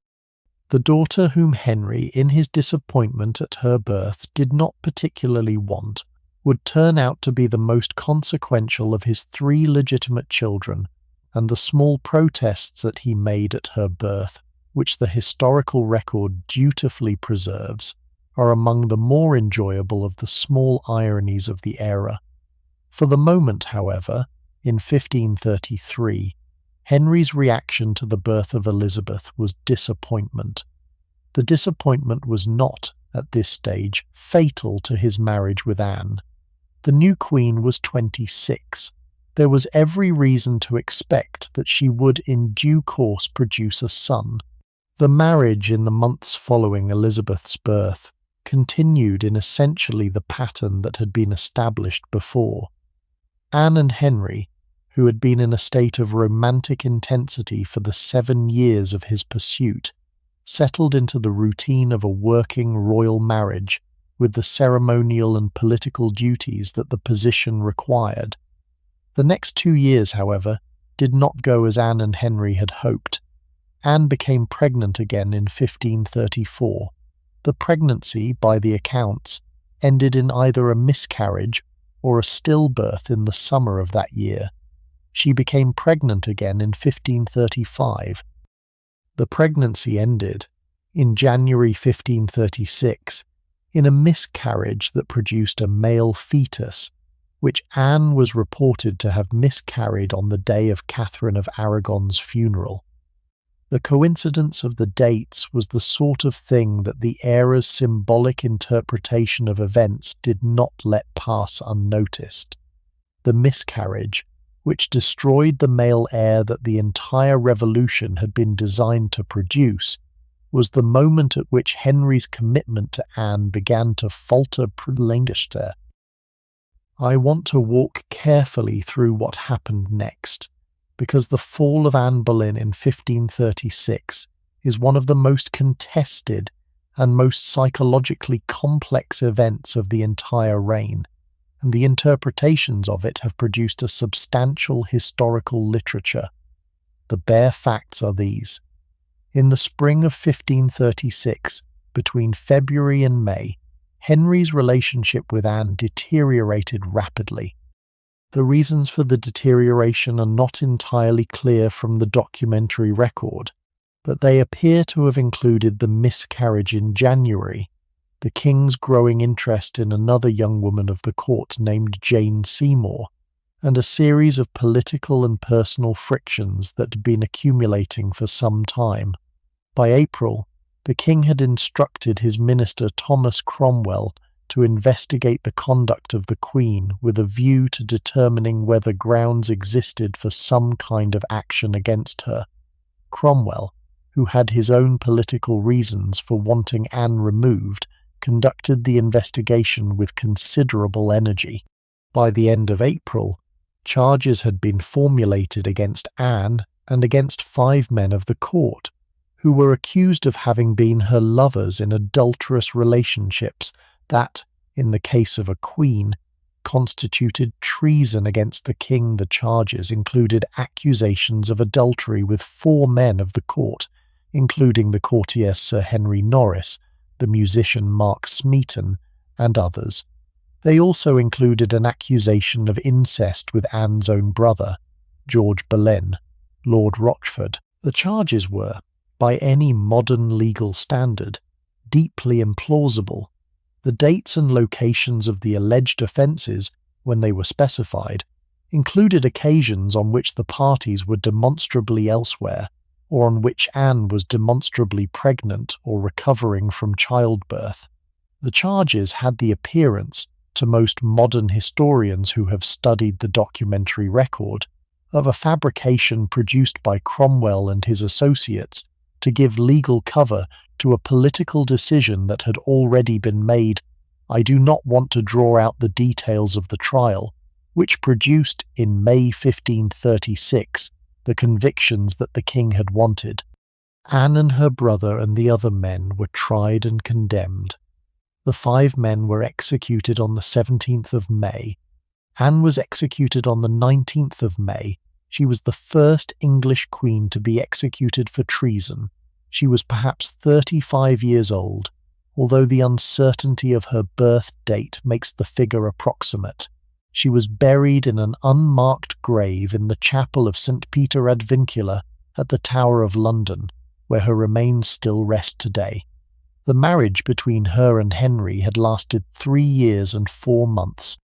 The daughter Elizabeth, who was now 2 years old, was declared illegitimate, just as Mary had been declared illegitimate 3 years earlier, and the king was once again without a legitimate heir. I find the fall of Anne, in some respects, the most disturbing single episode of Henry's reign. Catherine had been treated unjustly, but she had been allowed to live, and her death in 1536 was a natural one. Anne, who had been the king's choice and his great romantic obsession for nearly a decade, was destroyed by him with a swiftness and a thoroughness that suggested something genuinely dark in his character, something that had perhaps always been there, but that had not, until now, found its full occasion. The Henry who married Catherine of Aragon in 1509 had not, I think, been the sort of man who could have done what was done to Anne in 1536. The Henry who did this was a different man, and the question of when and how the change occurred is one of the central questions of his biography. 11 days after Anne's execution, on the 30th of May 1536, Henry married Jane Seymour. The marriage to Jane was the marriage that had, in the strict sense, been the cause of Anne's destruction, since it was the king's growing interest in Jane in the early months of 1536 that had set in motion the political process that ended with Anne's death. Jane was the third of Henry's 6 wives, and she is in some ways the most difficult of them to characterize, because the documentary record of her life is the thinnest of all the queens. She was perhaps 28 when she married Henry, which made her, by the standards of the era, a slightly older bride. She came from a country gentry family of moderate standing, the Seymours of Wolf Hall in Wiltshire. She had served, like Anne before her, as a lady-in-waiting to Catherine of Aragon, and then to Anne herself. She was, by the contemporary accounts, a quiet and pious young woman of unremarkable appearance and modest accomplishment, the sort of figure who would, in any other circumstances, have made a respectable marriage to a country gentleman, and lived out her life in obscurity. The accident by which she became Queen of England was a function of the king's eye falling on her at exactly the moment when the disposal of Anne was becoming politically necessary, and the question of what kind of person she actually was behind the modest public presentation is one that the historical record does not entirely allow us to answer. The marriage, however brief, was apparently a happy one. Jane and Henry, in the 18 months of their union, presented to the public the image of a settled royal couple, with the sort of mutual contentment that the king had not entirely managed to produce with either of his previous queens. Jane became pregnant in early 1537. The pregnancy proceeded uneventfully through the summer and autumn. On the 12th of October 1537, at Hampton Court Palace, she gave birth to a son. The son was Edward, the male heir whom Henry had been seeking, through 3 marriages and 10 years of upheaval, had finally been produced. The relief and the joy with which Henry received the news by all the contemporary accounts was substantial and visible. The country celebrated. The bells of every church in London rang for hours. The bonfires were lit in every town. The hopes of the dynasty, which had been balanced on the edge for a generation, were now finally secured. 12 days after the birth, on the 24th of October 1537, Jane Seymour died. The cause of death, by the contemporary medical assessment, was the puerperal fever that was the standard killer of women in childbirth in the era. The childbirth itself had been a difficult one, and the medical interventions that had been made to assist it had probably introduced the infection that killed her. She was perhaps 29. She had been queen for 17 months. She was buried at Windsor, in the tomb that Henry would eventually share with her by the request he made before his own death 10 years later. She was the only one of his 6 wives whom he chose to be buried beside, and the choice tells us, in its small way, what she had meant to him. Henry, after Jane's death, entered a period of genuine mourning that was unusual for him. He wore black for some weeks. He withdrew from court entertainments. He delayed, for 2.5 years, the question of his next marriage in a way that was not characteristic of his usual response to loss. The death of Jane, by the testimony of the contemporary observers, affected him in a way that none of his other domestic losses had done. She had been, in his experience of marriage, the queen who had given him what he wanted without producing any of the difficulties that his previous queens had produced. She had given him a son. She had not, by her insistence on her own rights, complicated the political situation of the kingdom. She had not, by her sequence of pregnancies, exhausted his patience with her. She had, in the simplest sense, been the wife who had performed the role correctly, and her death had taken her from him before any difficulties had time to develop. The young son, Edward, was given to a household of nurses and tutors who would raise him through the standard upbringing of a Tudor prince. He was a delicate child from his earliest months, prone to the respiratory illnesses that the era's medicine could not effectively treat. He was, by the reports, an intellectually precocious child who developed an unusually serious religious commitment in his early years, partly through the influence of the Protestant tutors his father appointed for him in the late 1530s and early 1540s. He would, in due course, become King Edward VI in 1547 at the age of 9, and would reign for 6 years before dying of tuberculosis in 1553 at the age of 15, never having married and never having produced an heir of his own. The male heir whom Henry had spent a decade and a half pursuing would, in the end, prove to be a transient figure in the dynastic story, with the throne passing back, after his death, to his half-sister Mary and then to his other half-sister Elizabeth, in the succession that the original break with Rome had been designed to prevent. The nursery in which Edward spent his earliest years was established at Hampton Court Palace, in the suite of rooms that Henry had set aside for the heir apparent, and it was supervised by a substantial establishment of servants, whose only responsibility was the care and protection of the small prince. The nurses, the dry nurses, the rockers of the cradle, the attendants who managed the small daily activities of an infant prince, numbered, in their cumulative count, perhaps 30 or 40 people.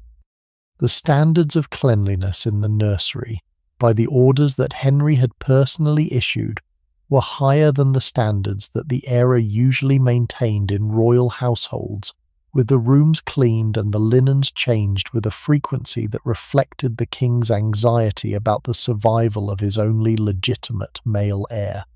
Visitors to the nursery, including senior figures of the court, were required to wash their hands and to change their clothing before approaching the child, in the precautions that the era's medicine, which understood the basic principles of contagion, if not the underlying biology, considered sensible. The infant Edward, who was the most precious child in the kingdom by any reasonable measure, was protected from the risks of his environment with the sort of careful attention that the era's resources could provide, and the fact that he survived to childhood, when so many royal children of the era did not, was a tribute to the care that was lavished on him in these early years. He was, by all the contemporary accounts, a serious child from his earliest years, with the sort of grave, attentive manner that the visitors to the nursery remarked on, with a combination of admiration and some small concern about whether a child so serious would, in his eventual development, possess the warmer human qualities that a successful king would also need. The question, in the event, was not put to a serious test, since Edward died too young to develop into the king he would have become, and the small grave child of the Hampton Court nursery would remain, in the historical record, a figure of considerable promise rather than of considerable achievement. For the moment, however, in 1537, the male heir existed and was apparently healthy, and the immediate succession problem had been solved. I want to step back here from the marriages and consider some of the other aspects of Henry's reign that the focus on the wives tends to crowd out, because the reign was about considerably more than the marital adventures of the king, and the political and religious transformations that occurred during it have shaped the history of England in ways that the marital story does not quite capture. The break with Rome, which I have treated as a kind of byproduct of the divorce question, was in fact one of the most consequential religious revolutions in English history. The English Church, before 1534, had been an integral part of the Universal Catholic Church, with its bishops appointed in cooperation with Rome, its theology determined by the councils and the papal pronouncements of the Universal Church, its monasteries and religious houses organized according to the rules of the international religious orders, its liturgy conducted in the Latin of the Roman Rite. The break with Rome, when it came, did not at first change all of these things. The English Church under Henry remained in its theology and its liturgy recognizably Catholic. The principal change in 1534 was the substitution of the king for the pope as the supreme head of the church. The doctrines and the practices in the immediate aftermath of the break remained largely as they had been. What followed, however, in the second half of the 1530s was the dissolution of the monasteries, which was a much more substantial transformation of the religious and economic life of the country. The monasteries of England, which had been built up over the previous 900 years, constituted, by 1535, a substantial element of the country's economic and social structure. There were perhaps 800 religious houses of sizes scattered across the country. They held between them perhaps a quarter of all the land in England. They housed perhaps 10,000 monks, friars, and nuns. They provided in their capacities a significant amount of the country's medical care, education, hospitality for travellers, and charitable provision for the poor. They were, in their cumulative effect, one of the great institutions of medieval English life. The dissolution which Cromwell organised between 1536 and 1540 was the systematic suppression of all of these houses, the seizure of their lands and treasures by the Crown, and the dispersal of their inhabitants into the secular world, or, in the case of those who refused to go quietly, into prison. The smaller houses were dissolved first in 1536, on the grounds that they were too small to be properly maintained. The larger houses were dissolved next in stages, on several pretexts that the documentary record makes clear, were in most cases simply legal cover for what was at heart a massive transfer of wealth from the church to the crown. By 1540, when the great abbey of Waltham was the last to surrender, every monastery and friary in the country had been suppressed. The economic consequences of the dissolution were enormous. The land that had been held by the monasteries was, in most cases, sold off by the crown to the gentry and the nobility of the country in transactions that produced considerable income for Henry's treasury, and that produced, simultaneously, a substantial transfer of wealth and influence to a particular class of new landowners whose loyalty to the new religious settlement was secured by their financial interest in its continuation. The dissolution, in this respect, was one of the great political achievements of the reign, because it created, in a single decade, a powerful constituency of beneficiaries who would resist any future attempt to undo the religious revolution and to restore the monasteries to the church. The dissolution, in its political effects, was the mechanism by which the break with Rome was made permanent. The cultural consequences were also enormous, and they are worth pausing on, because the destruction of the monasteries involved the destruction of the great repositories of medieval English culture that the religious houses had maintained. The monastic libraries, which had preserved the manuscripts of the medieval English literary, theological, and historical tradition, were, in most cases, broken up. Many of the manuscripts were lost. Some were dispersed into private hands and eventually re-emerged in the great collections of the Elizabethan and Stuart antiquaries. Some were used with what now seems like astonishing carelessness, as kindling, as wrapping paper, as book bindings for new books. The cumulative loss to the cultural record of medieval England was substantial, and modern historians and literary scholars are still, several centuries later, coming to terms with what was destroyed. The religious art of the monasteries was destroyed on a similar scale.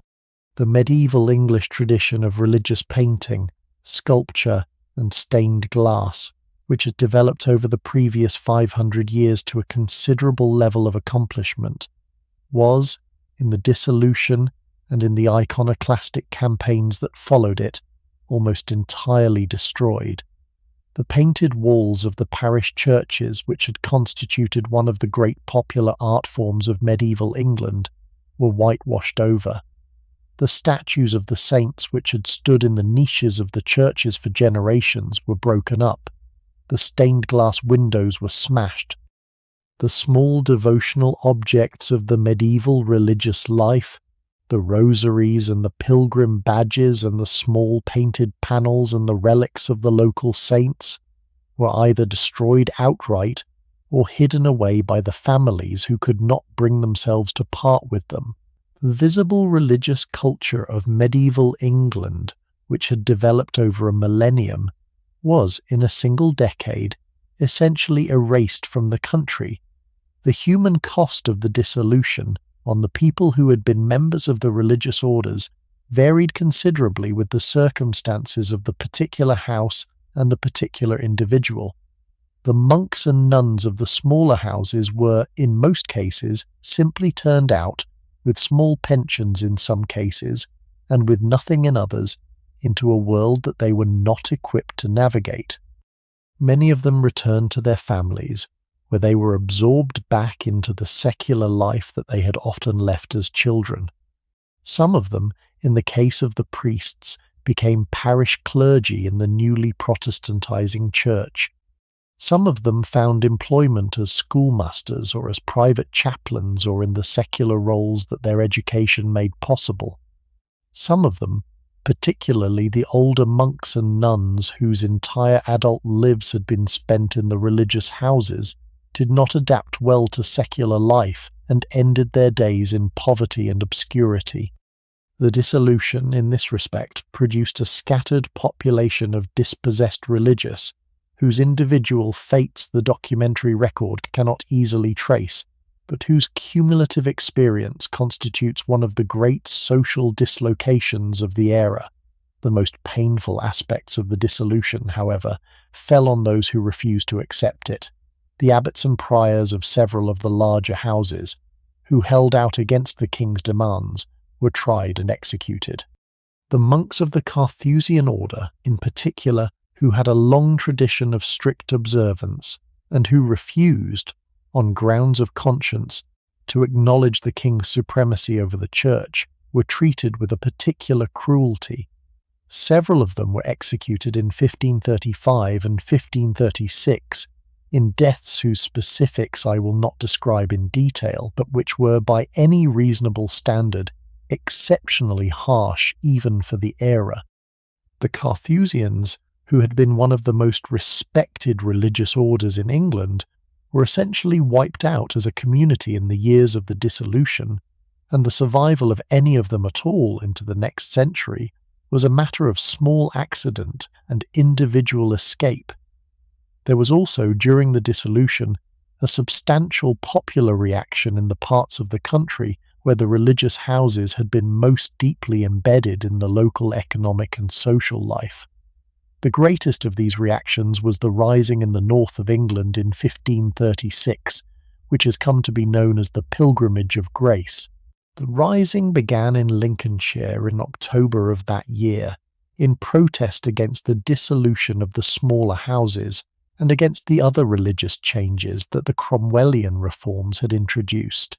It spread rapidly into Yorkshire and across the north, and at its height it involved perhaps 30 or 40,000 armed men, organised under the leadership of a Yorkshire lawyer named Robert Aske, marching under banners that bore the image of the 5 wounds of Christ. The Pilgrimage of Grace was, by the standards of the era, a substantial popular movement.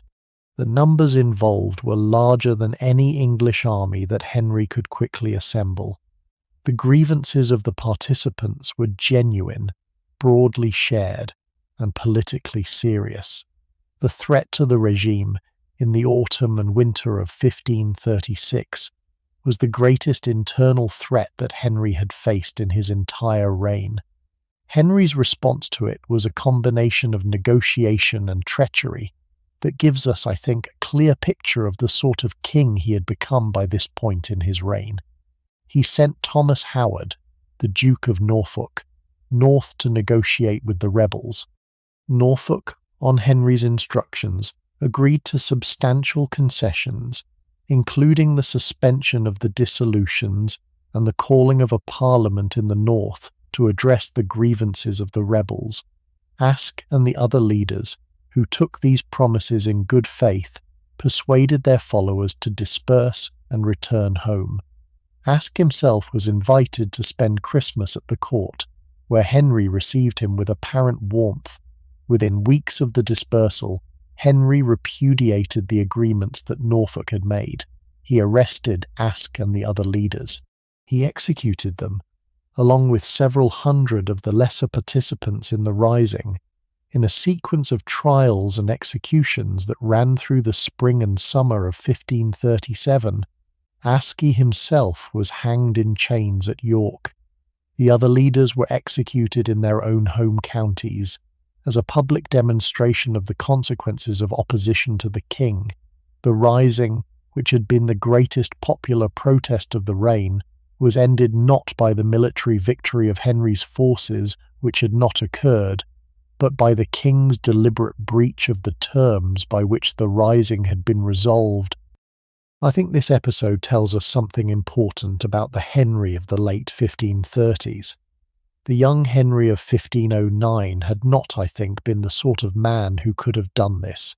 The Henry of 1537 was. The transformation of his character, which was the central psychological story of the reign, had reached by this point the stage at which the king was willing to violate the most basic conventions of honour and good faith in order to achieve his political ends. The willingness to do this, in the manner that he did it, was a marker of the man he had become. I want to address, before we go further, the question of what produced this transformation, because it is one of the most discussed questions in Henry's biography, and the historians who have studied the reign have offered a range of answers. One element of the answer is physical. Henry, in 1536, had a serious accident in a tournament at Greenwich, when he was thrown from his horse and the horse fell on him. He was unconscious for 2 hours after the accident, and the contemporary observers who saw him in the immediate aftermath thought he might die. He survived, but the injuries he had sustained, particularly the injuries to his legs, did not heal cleanly. He developed over the following years a chronic ulcer on one of his legs that would not close, that produced periodic bouts of severe pain and infection, and that limited, in increasing degrees, his physical activity. The handsome athletic king of the early years, who had hunted on horseback for whole days at a stretch, was no longer physically capable of those activities by the late 1530s, and he had become, by 1540, a man whose physical condition imposed substantial restrictions on what he could do. The accident itself deserves a longer description, because it was, by any reasonable assessment, the single most consequential physical event of Henry's adult life. The tournament was being held on the 24th of January 1536, in the great tilt yard at Greenwich Palace, in the standard winter season of jousting that the court conducted between Christmas and Lent. Henry was 44. He was, by the standards of his era, on the older end of the range of men who still routinely jousted, but he had continued the activity into his middle age with the sort of physical confidence that had been one of the marks of his early reign. He was wearing the full-plate armour of the era, which weighed perhaps 60 pounds, and he was mounted on a heavy war-horse that itself carried perhaps 100 pounds of armour and equipment. He was charging in the standard manner of the joust, down the central barrier of the tilt-yard, with his lance levelled at the approaching opponent. What happened next, in the accounts that survive, was that Henry's horse, for reasons that the contemporary observers could not entirely determine, stumbled or refused at the critical moment, throwing the king forward in his saddle and then collapsing under him. The combined weight of horse and armoured rider, falling onto the hard ground of the tilt-yard, produced injuries to Henry's legs and possibly to his head that were severe enough to render him unconscious for a substantial period. The witnesses who attended to him in the immediate aftermath thought, by the accounts, that he was dead. The news of his apparent death was carried, in the moments that followed, into the interior parts of the palace, where Anne Boleyn, who was at this point pregnant with what would prove to be the male fetus that she miscarried 5 days later, was reported to have received the news with the sort of shock that may have contributed to the loss of the pregnancy. Henry, however, was not dead. He recovered consciousness after some hours. He was carried into his apartments. The physicians of the court attended to him through the following days. The injuries, when they were examined, were assessed as serious but not immediately life-threatening. He was kept in bed for some weeks. He returned, eventually, to the activities of his daily life, although he never again jousted in the great tournaments that had been one of the principal physical pleasures of his early years. The injuries, however, did not heal in the way that the physicians had hoped. The leg, which had been damaged by the fall, developed the chronic ulcer that would torment him for the rest of his life. The head injury, if there had been one, may have produced the kinds of long-term effects on his temperament that the modern medical literature on traumatic brain injury would now recognize, but that the era's medicine could not assess. The chronic pain and the chronic infection of the leg ulcer, taken together, may have produced, by themselves, much of the change in Henry's temperament that the documentary record traces. The medical literature on chronic pain is clear that long-term physical suffering produces, in many patients, the sort of irritability, anger, and impaired judgment that Henry exhibited in the second half of his reign. Whether the changes in his character were, in this sense, primarily a medical phenomenon, or whether they reflected deeper changes in his psychology that the medical condition exacerbated, is a question that the documentary record does not entirely settle. Some modern medical historians have proposed more specific diagnoses.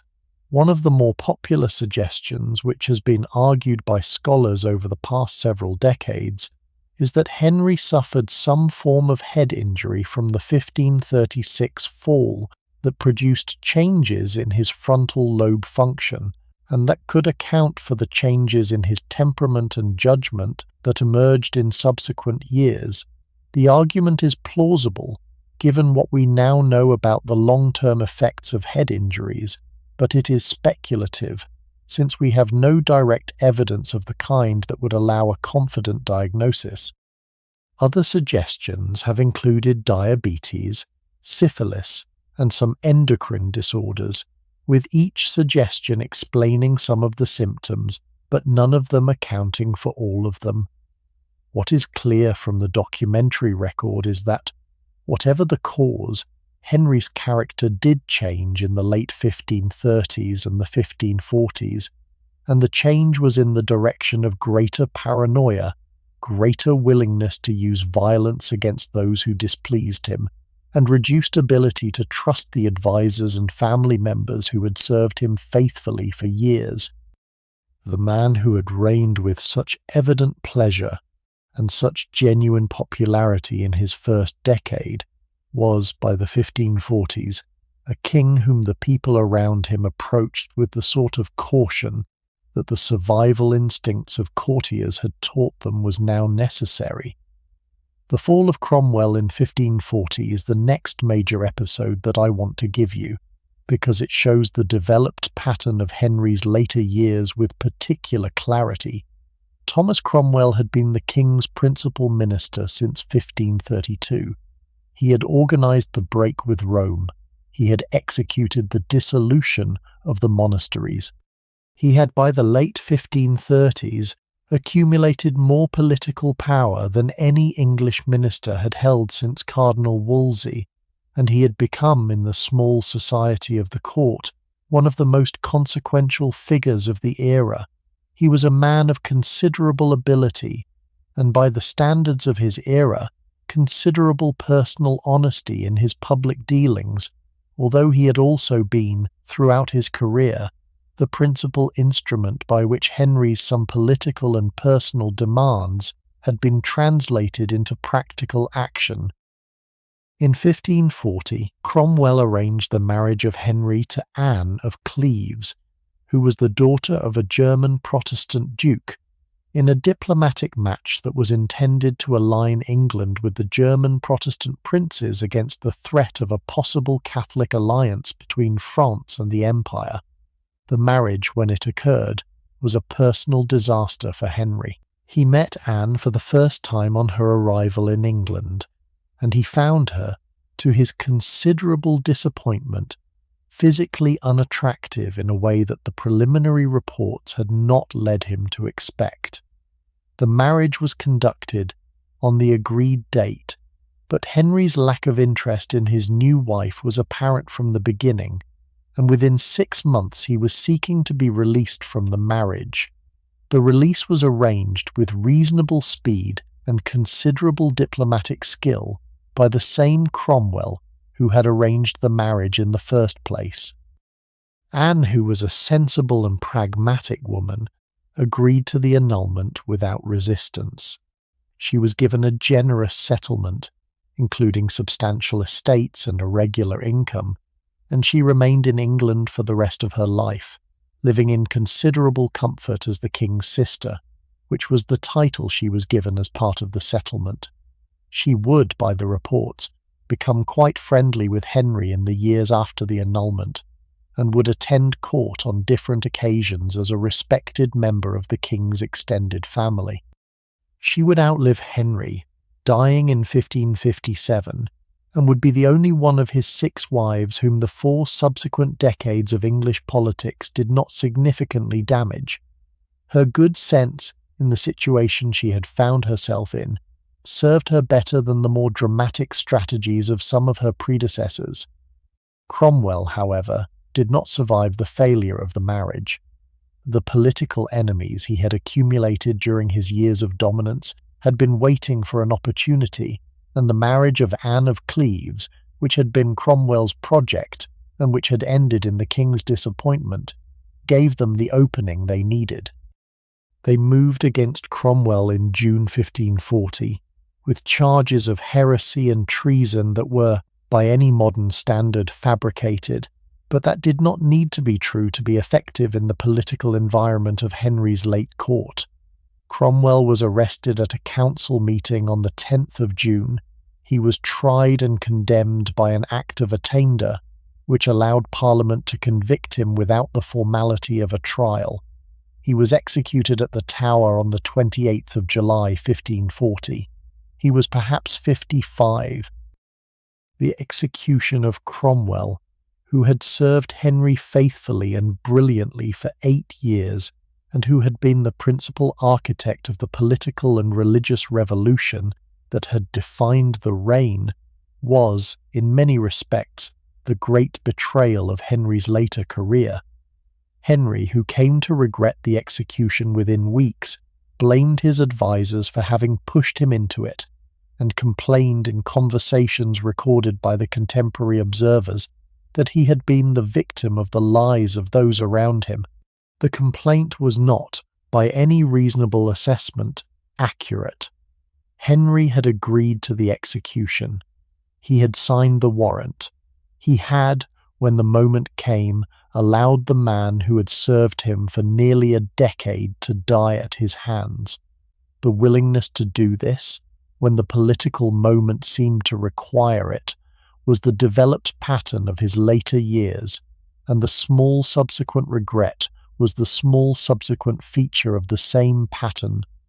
On the same day that Cromwell was executed, the 28th of July 1540, Henry married his fifth wife. Her name was Catherine Howard, and she was a young woman of perhaps 17, the niece of Thomas Howard, the Duke of Norfolk, who was the principal political figure at court after the fall of Cromwell.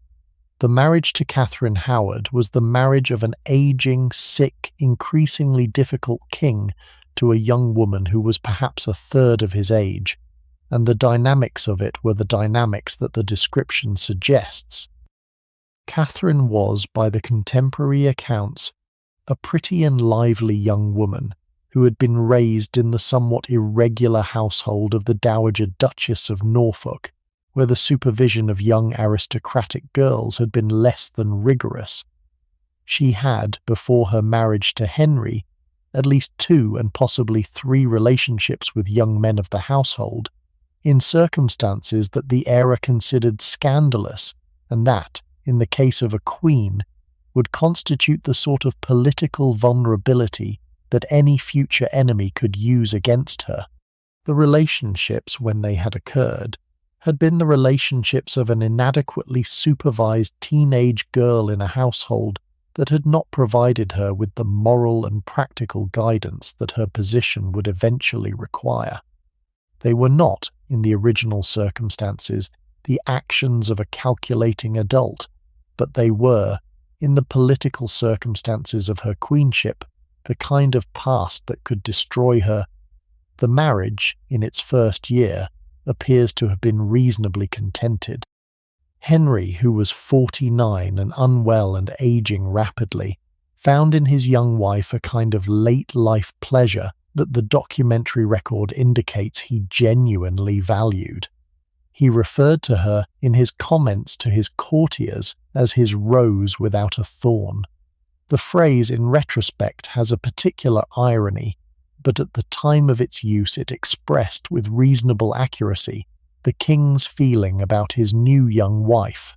The disclosure of Catherine's past began in November 1541. The political details of how the disclosure occurred are complex, but the essential story is that one of her former lovers, who had been a member of her household before her marriage to the king, had drunkenly confessed to a neighbour about the relationship, and the neighbour had reported the confession to the authorities. The investigation that followed produced rapid and damning evidence of the Queen's premarital conduct, and, with somewhat less clear evidence, suggestions that she had also conducted an adulterous relationship after her marriage with one of the King's gentlemen of the Privy Chamber, a young man named Thomas Culpeper. The case against Catherine, when it was assembled, was considerably stronger than the case against Anne Boleyn had been. The premarital relationships were genuinely documented and were acknowledged by the parties involved. The post-marital relationship with Culpeper, while the evidence for it was less complete, included the testimony of Catherine's lady-in-waiting Lady Rochford, who was the widow of Anne Boleyn's executed brother George, and who had, by the accounts, facilitated the secret meetings between Catherine and Culpeper. The trial, when it came, produced the same outcome as Anne Boleyn's trial 5.5 years earlier. Catherine was condemned. Culpeper and another young man, Francis Dereham, who had been Catherine's lover before her marriage, and who had subsequently entered her household, were both executed in December 1541. Catherine herself was executed on the 13th of February 1542. She was perhaps 18, although her exact age, like Anne's, is uncertain.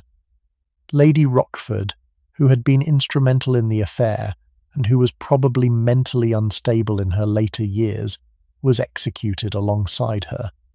Catherine was buried, like Anne before her, in the chapel of St. Peter ad Vincula at the Tower.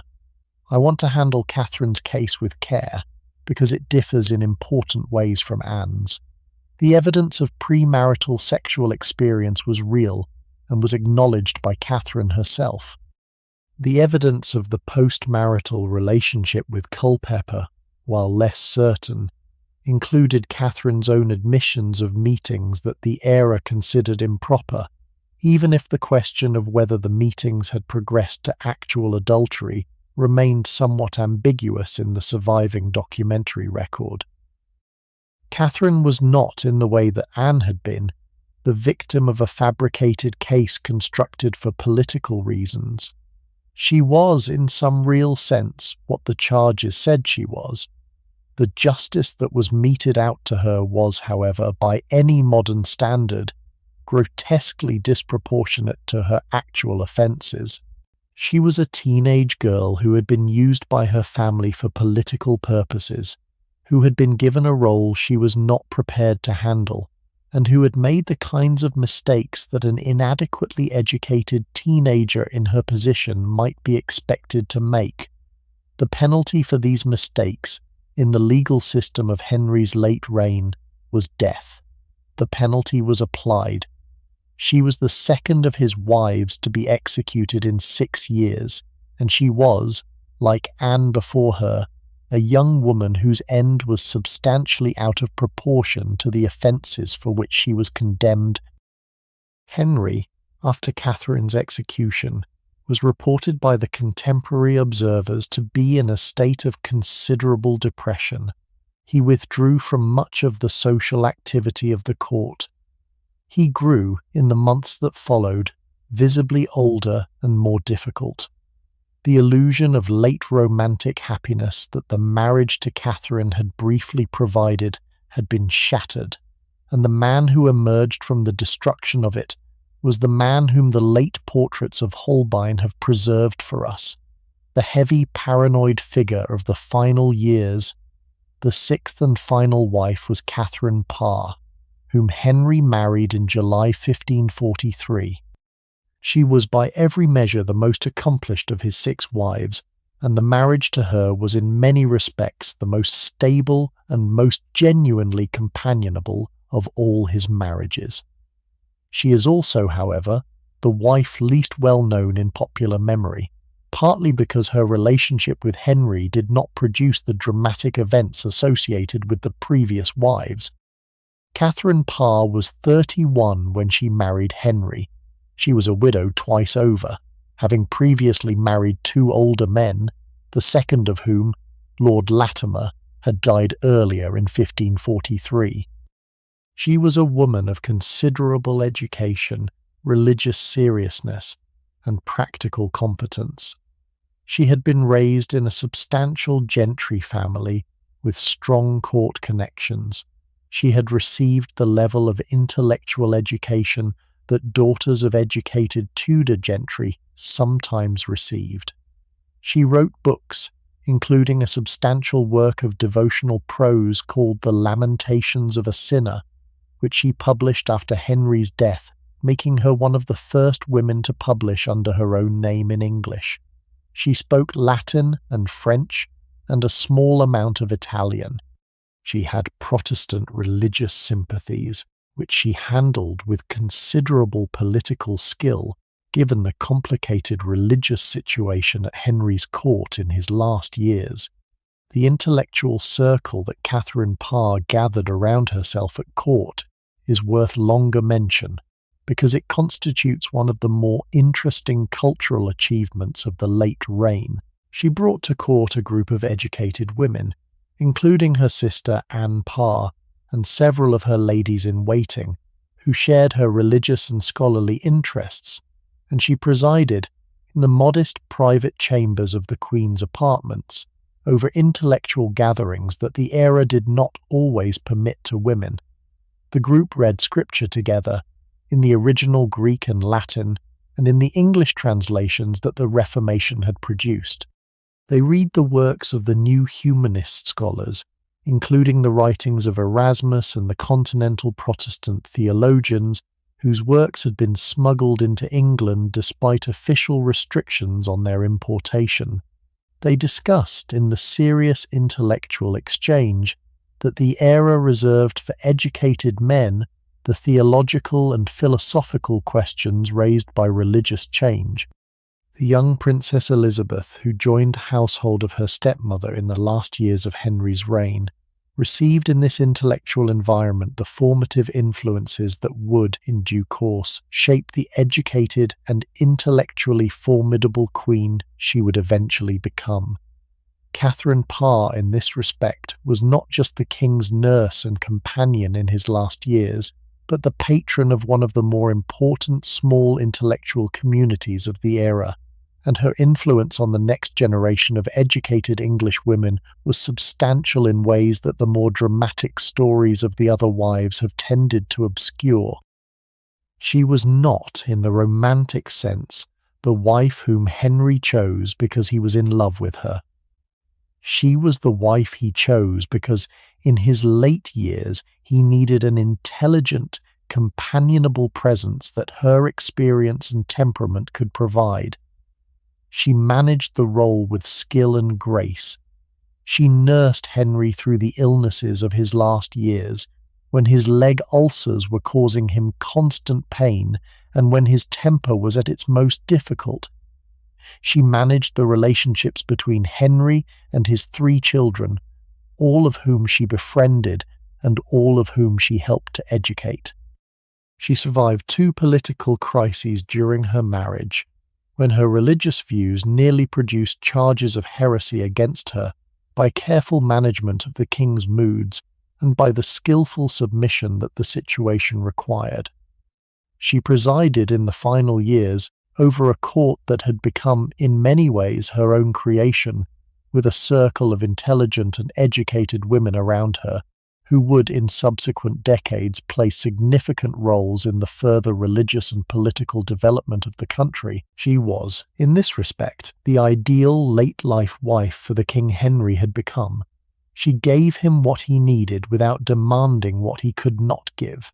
She managed, in the care of his children and the maintenance of his household, the practical functions that the Queen's role required.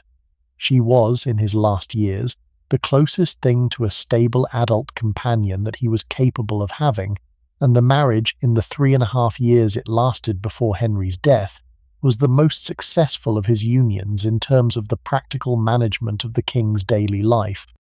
I want to give you a longer description, before we move toward the close, of what Henry was like physically and personally in his last years, because the contrast with the young king of 1509 is, I think, one of the most striking features of the entire reign, and one of the things that popular accounts of him tend to miss. The Henry of 1546, the year before his death, was a very different physical specimen from the young king who had come to the throne 37 years earlier. He had grown enormously fat. The reasons for the weight gain were a combination of his reduced physical activity following the 1536 accident, his continued substantial consumption of food and drink in the manner of a younger and more active man, and possibly some endocrine condition that the era's medicine could not identify. His armour, which has been preserved at the Royal Armouries and which can still be examined today, gives us the precise dimensions of his body at stages of his life. The young king's armour, made for him in his 20s, has a chest measurement of approximately 42 inches and a waist measurement of approximately 36 inches. The armour from his last years has a chest measurement of approximately 58 inches and a waist measurement of approximately 54 inches. The body inside the late armour was the body of a very large man by any standard. The leg ulcers, which had been chronic since 1536, had grown worse over the intervening decade. They produced in his last years the kind of constant low-grade infection that produced fevers, fatigue, and a particular smell that the contemporary accounts mention with some delicacy. The ulcers, which were treated by the medical interventions that the era allowed, including drainage and the application of poultices, did not heal, but did periodically improve enough to allow him brief intervals of greater mobility before the inevitable relapse. His mobility, in his last years, was substantially impaired. He had been, by the late 1530s, requiring the assistance of a stick to walk for any distance. By the 1540s, he was using a wheeled chair to be moved between the rooms of his palaces. The famous portrait by Holbein that shows him standing in the heroic pose with hands on hips and legs apart, looking directly at the viewer with the kind of confident dominance that the image has come to represent, was painted in 1537, when this kind of pose was still possible for him. By 1545, when the great family portrait at Hampton Court was painted, the king is shown seated, with the visual cues of physical reduction that the artist had to incorporate to produce a credible likeness.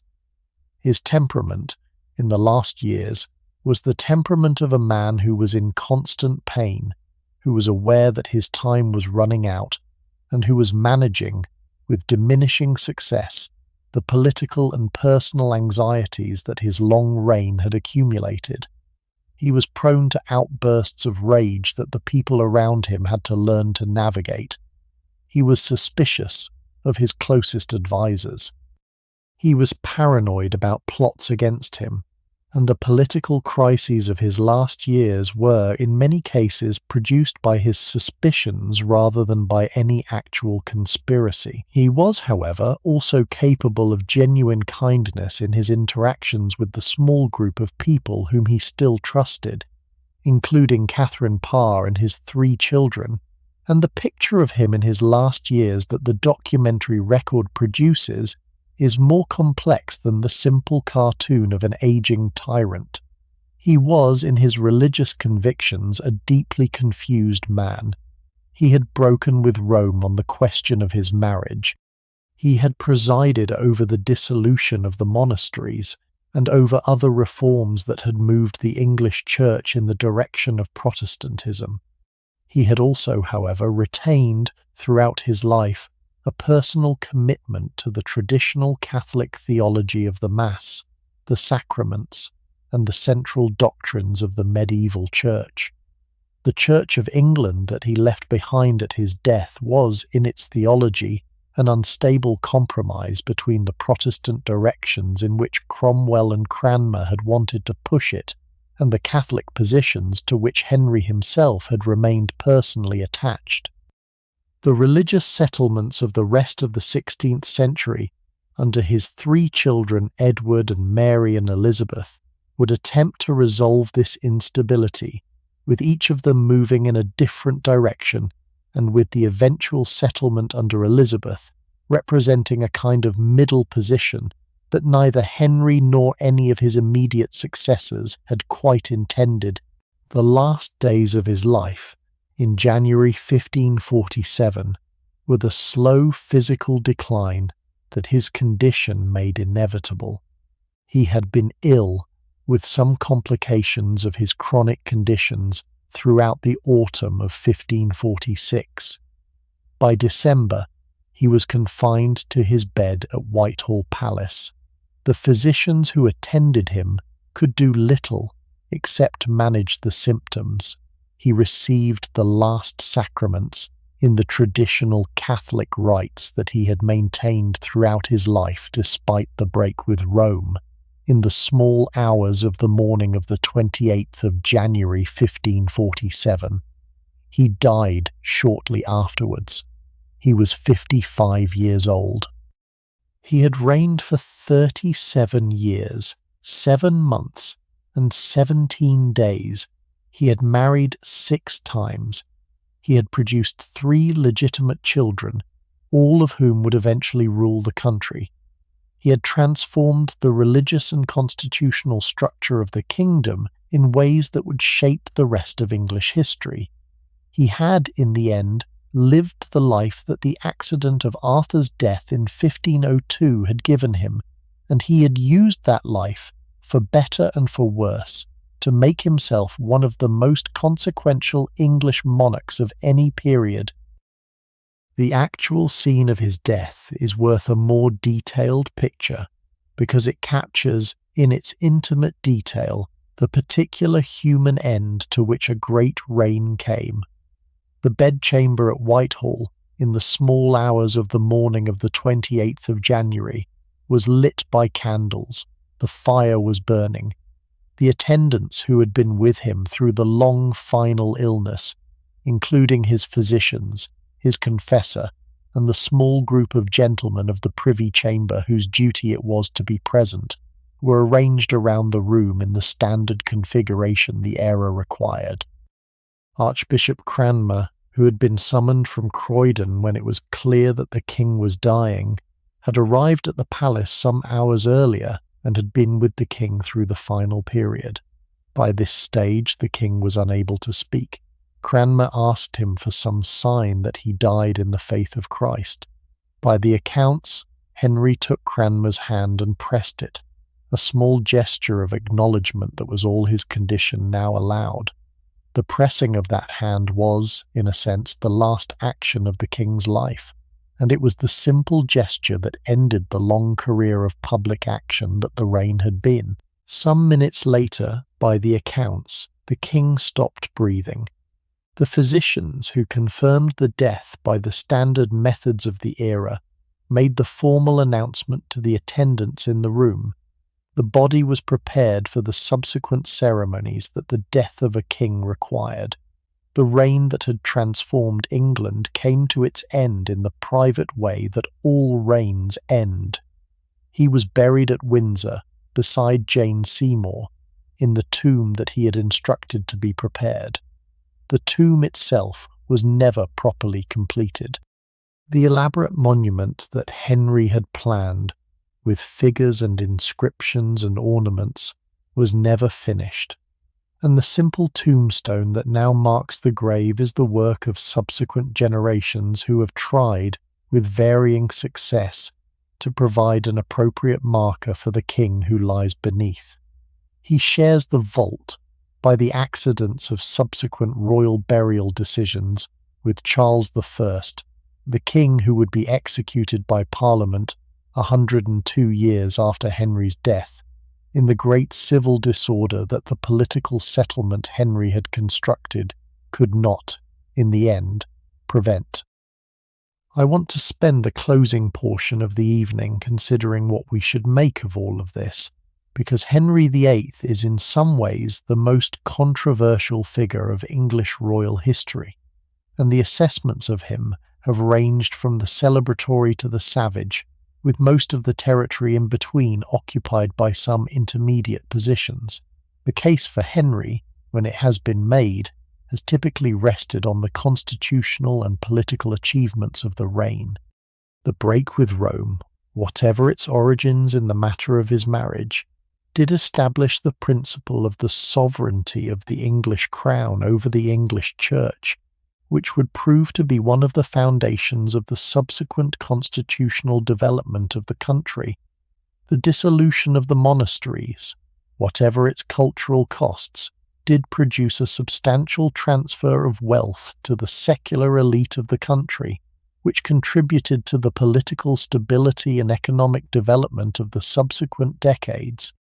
The Reformation in England, however incomplete and inconsistent, did set in motion the process that would eventually produce the Protestant culture of the country, with all of the literary, scientific, and political consequences that this culture would bring. The naval expansion that Henry sponsored, which produced the modern English Navy, would prove to be the foundation of the maritime power that would shape the subsequent rise of Britain as a world empire. The reforms of the central administration that Cromwell, with Henry's authority, had introduced modernised the machinery of government in ways that the subsequent Tudor monarchs would build on, and that would in some respects anticipate the development of the modern state. The case against Henry, when it has been made, has typically rested on the human costs of the reign, the execution of two of his wives, the systematic destruction of the medieval religious culture of the country, the persecution of those who refused to accept the religious changes, the betrayals of his advisers and friends, the personal cruelty that became the increasingly dominant feature of his later years, are all features of the reign that any honest assessment has to acknowledge. He was by any measure a king under whose reign more people were executed for political reasons than under any previous English monarch, and the personal style of his later government was, in many respects, the kind of arbitrary cruelty that the English political tradition had historically associated with the worst kinds of tyranny. I think the honest assessment, taking the whole reign into account, is that Henry was a man of genuine talents who used those talents in service of a project that mixed the legitimate purposes of a great prince with the personal vanities and the eventual cruelties of a man whose character could not bear the moral weight of what he was doing. He was not, I think, a simple tyrant. The young Henry of 1509 was a genuinely impressive figure who, in different circumstances, might have made one of the great reigns of English history.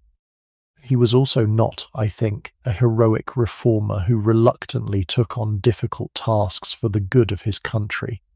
The motives that drove the great changes of the reign were, in their first instance, the personal motives of a man who wanted a son, and who was prepared to do whatever was necessary to obtain one, and the ideological justifications that were assembled around these motives were, in many respects, the post hoc rationalizations of a king who had decided what he wanted and who was looking for ways to get it. What he became, in the second half of his reign, was something that I find difficult to characterize simply. He was not, by his own self-understanding, a tyrant. He continued throughout his reign to think of himself as a legitimate king acting within the proper limits of his royal authority, with the harsh actions of his government as the necessary responses to the genuine threats that the kingdom faced. He was, however, by any external assessment, a king whose understanding of the proper limits of royal authority had expanded, over the course of his reign, to include actions that the English political tradition had historically considered improper, and the willingness to take those actions when he considered them necessary was the developed pattern of his late government. The most generous interpretation of him, which has been offered by some sympathetic biographers over the centuries, is that he was a great prince who was destroyed by the medical conditions that beset him in middle age, and that the man who emerged from the 1536 accident was a different man from the king who had reigned with such confidence in the early years. The interpretation has some force, given what we now understand about the effects of chronic pain and possible head injury on personality, and it does account for some of the discontinuities in the documentary record between the Henry of the early years and the Henry of the late years.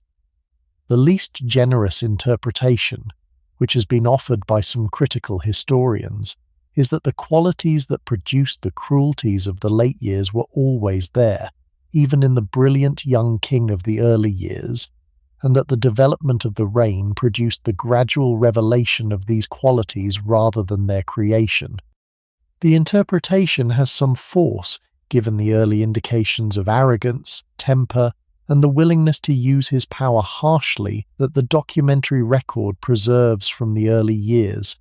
The reasonable view, in my judgment, is that both interpretations contain some truth. The qualities that produced the late cruelties were, in their potential form, present in the early king. The medical conditions of the middle years removed the restraints, both physical and psychological, that had kept those qualities in check. The result was the king of the late years, who was both a continuation of the man of the early years and a substantially worse version of him.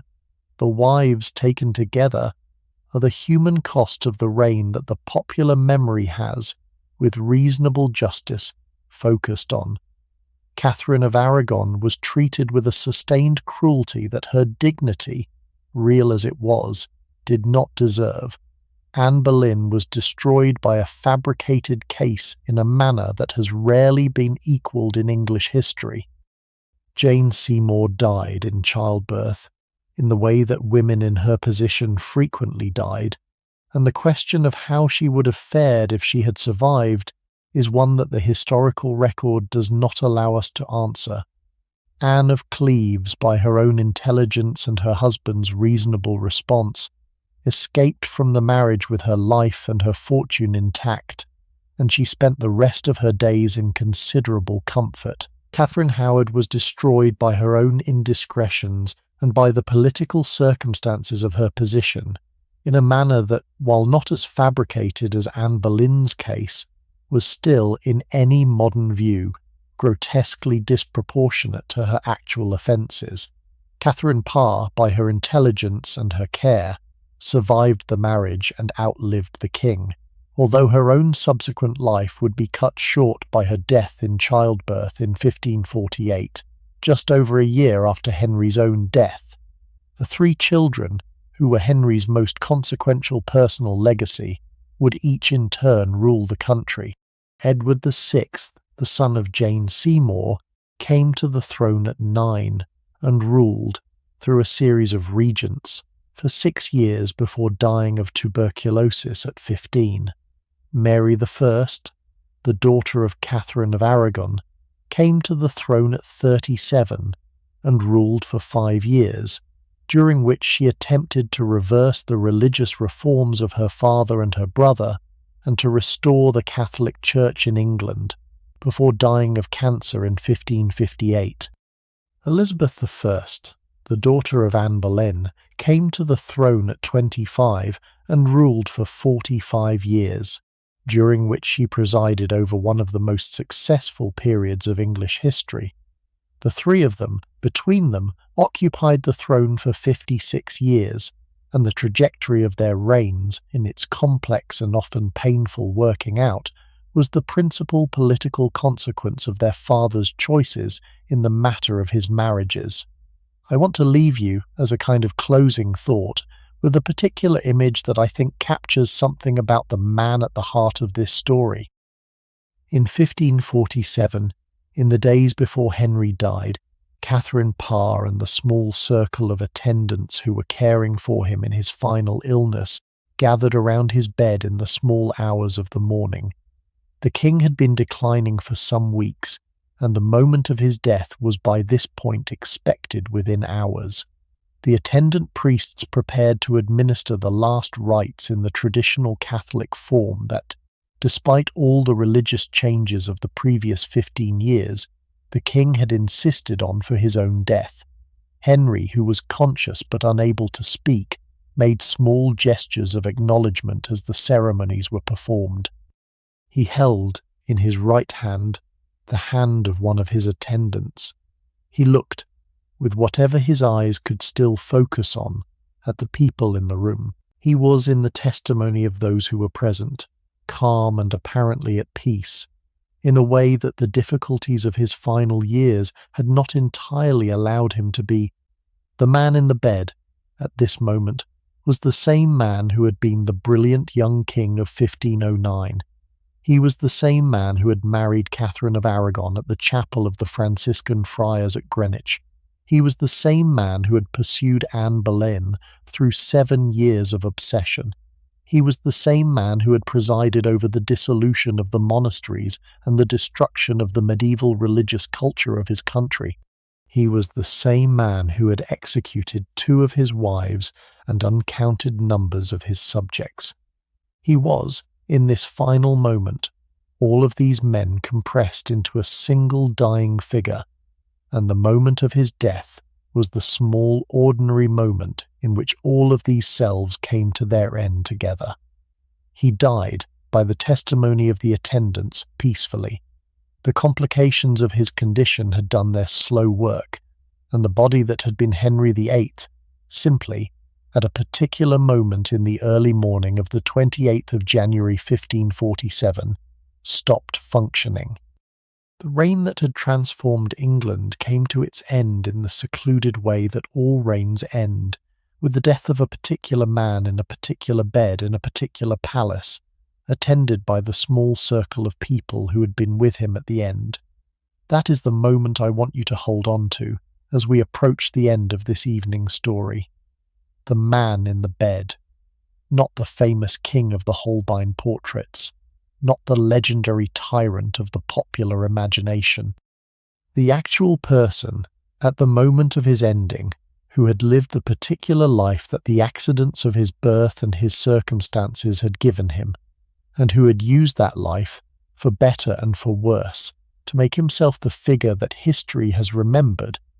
I want, before we finish, to say something about why this story matters, because the lives we have been considering on these evenings together are not just historical curiosities, but real human stories that, taken together, tell us something about what it is to be a person living through circumstances that are not entirely of our own choosing. Henry VIII was, in the first instance, a man whose entire adult life was shaped by an accident, the death of his older brother Arthur in 1502, that he had not planned for and that he could not have anticipated. The career he had been preparing for in the church was suddenly replaced, when he was 11, with a different career that he had not chosen. The qualities he had developed in preparation for his original life, the theological learning, the religious seriousness, the scholarly habits, were carried forward into the new life that the accident had given him, and they shaped the man he became in ways that the more conventional kingly preparation of his older brother might not have produced. He was, in the second instance, a man whose great personal project, the production of a male heir, became the organizing obsession of his middle years, and whose several actions in pursuit of this project transformed the country in ways that he had not, at the beginning of the project, particularly intended. The break with Rome, the dissolution of the monasteries, the executions of the people who stood in his way, were not, in his original intention, the goals of his reign. They were the consequences of his pursuit of a goal that in itself was not unreasonable. He needed a male heir. The dynastic continuity of his family required one.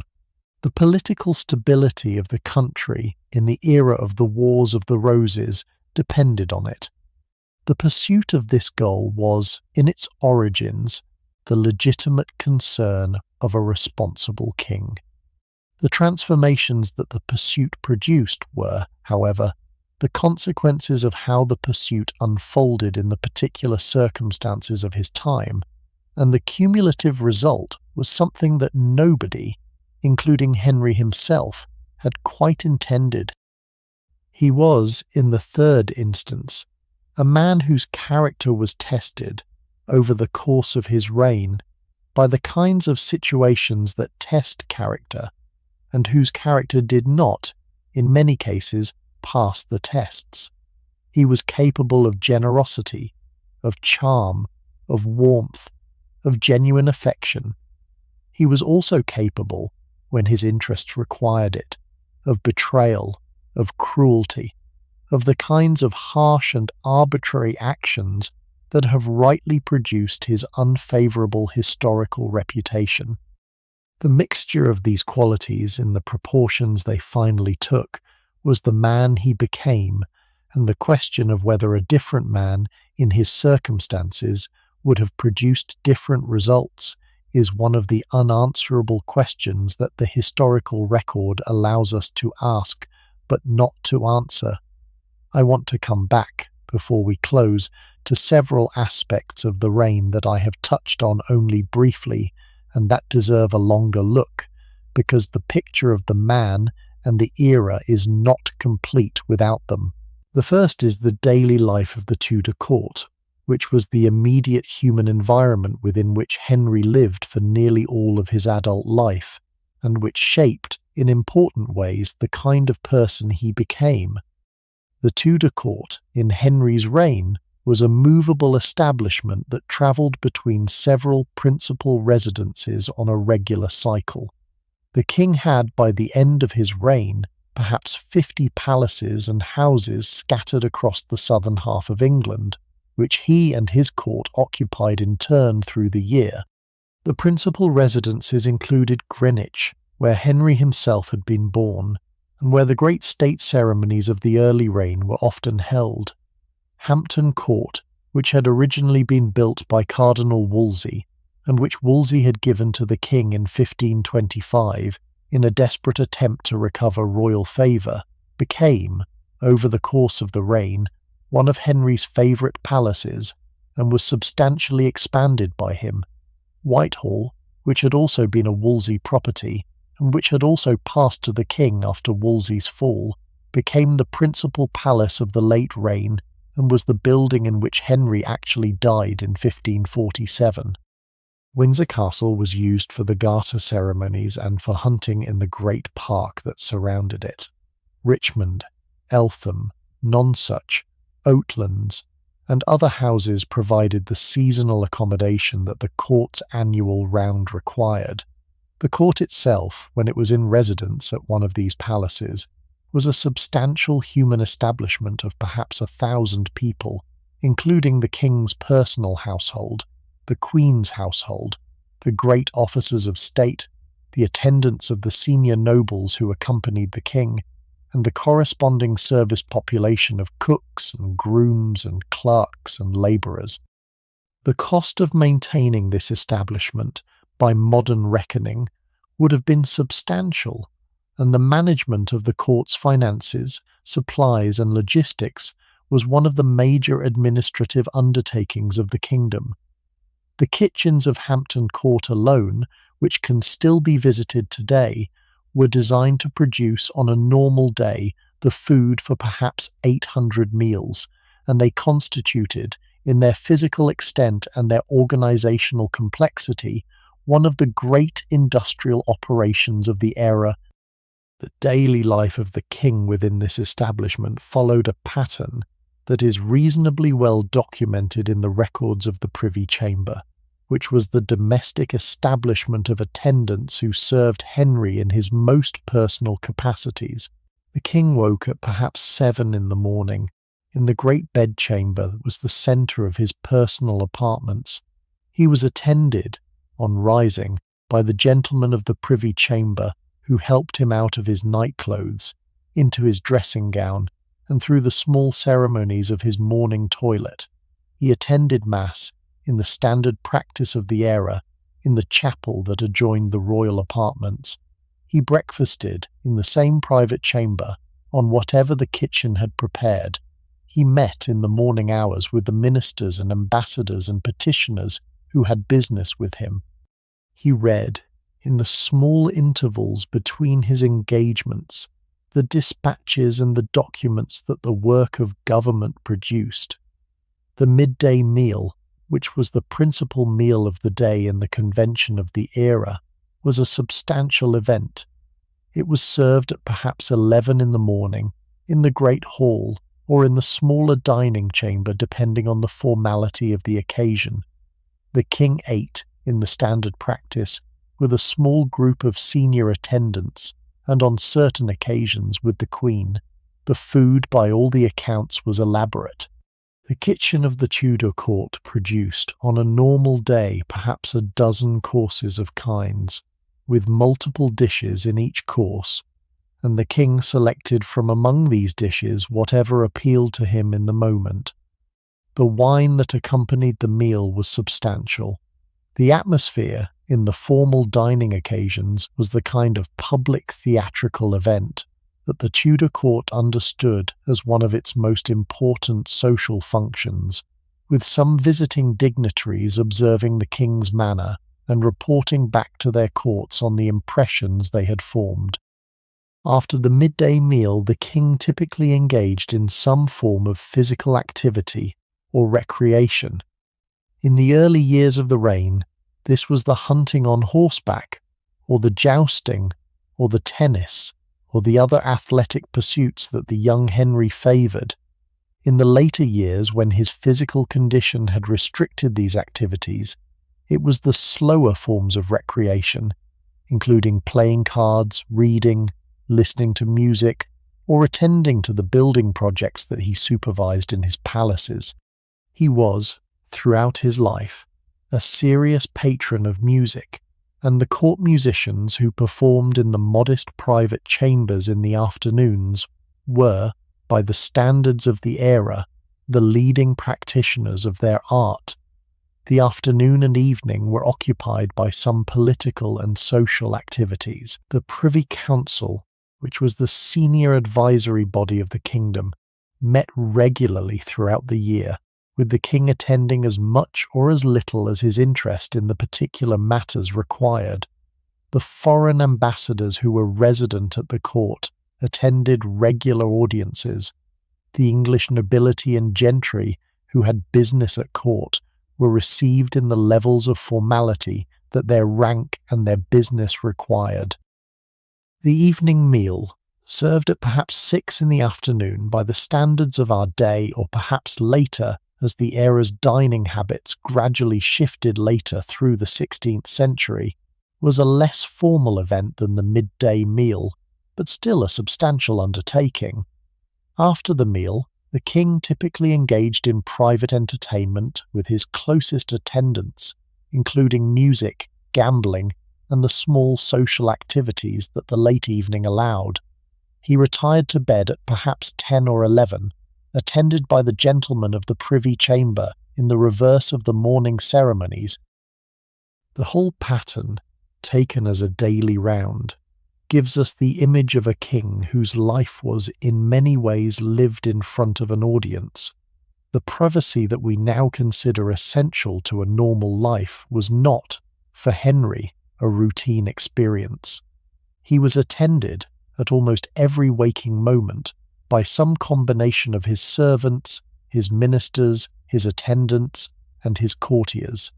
He slept in a bed that was attended through the night by gentlemen of the bedchamber who slept on pallets nearby. He used the chamber pot, when he needed it, in front of the attendants whose job it was to manage the small physical functions of his day. He was, in this respect, never quite alone, and the question of what kind of inner life he developed under these conditions is one that the documentary record cannot entirely answer, but that the small indications in the surviving sources suggest was more complex and more anxious than the public face of the reign would have suggested. The second aspect of the reign that I want to give a longer look to is the religious settlement that Henry left behind, because the question of what English religion actually became during his reign is more complex than the simple narrative of the break with Rome captures. The Church of England, by the time of Henry's death in 1547, was a peculiar kind of institution that did not fit neatly into either the Catholic or the Protestant categories that the Reformation had produced elsewhere in Europe. It had broken with the Pope. The king was the supreme head of the Church. The monasteries had been dissolved. The English Bible, in the translation produced by the scholars under Cromwell's patronage, was now available in every parish church for the laity to read. The pilgrimages and shrines and devotional practices of medieval Catholicism had been suppressed. At the same time, however, the central theological doctrines of the Church remained essentially Catholic. The Mass continued to be celebrated, in Latin, with the traditional understanding of the real presence of Christ in the bread and wine. The clergy were celibate by law. The 7 sacraments of the medieval Church were retained.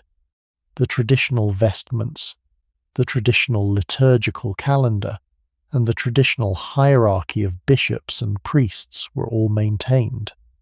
The English Church under Henry was in many respects a Catholic Church without the Pope, and the Protestant reforms that some of his ministers had wanted to introduce were, in the late years of the reign, actively resisted by the king himself.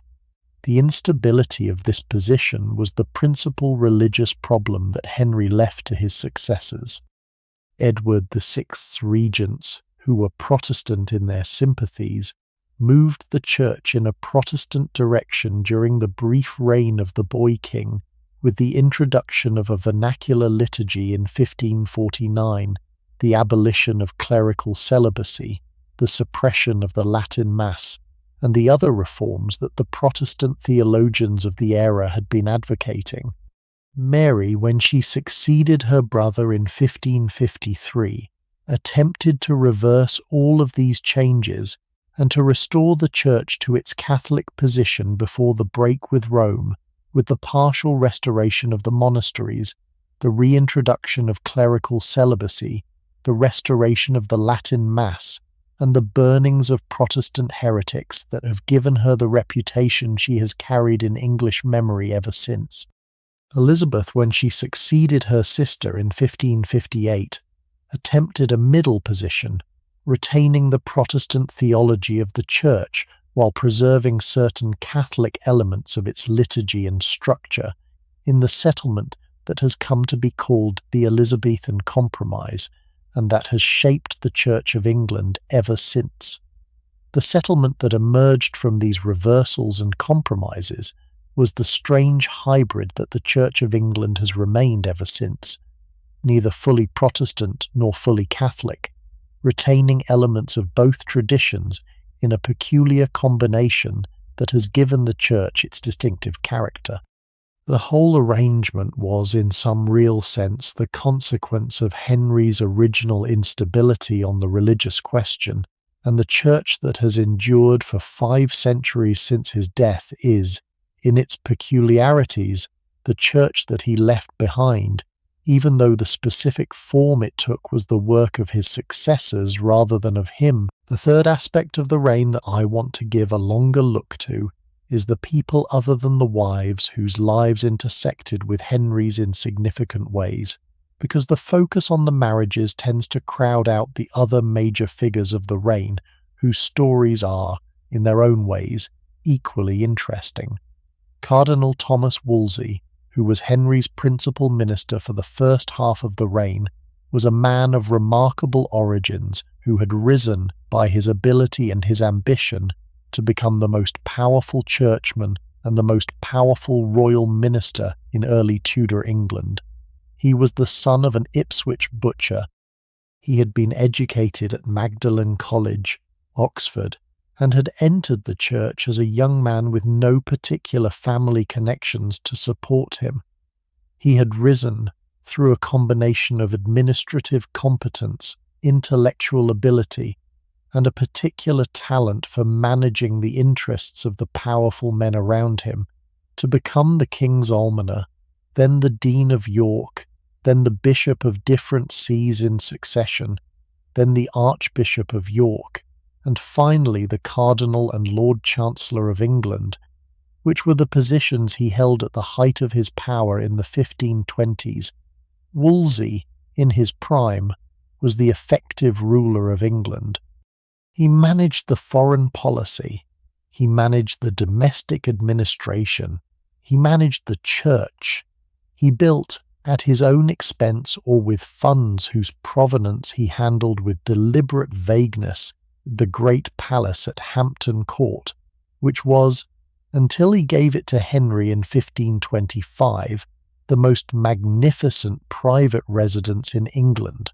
He lived in his establishments on a scale that approached the king's, with a personal household of perhaps 500 servants, and the kind of ceremonial state that the era expected of the great princes of the church. His fall, when it came in 1529, was the consequence of his failure to deliver the annulment of Henry's first marriage.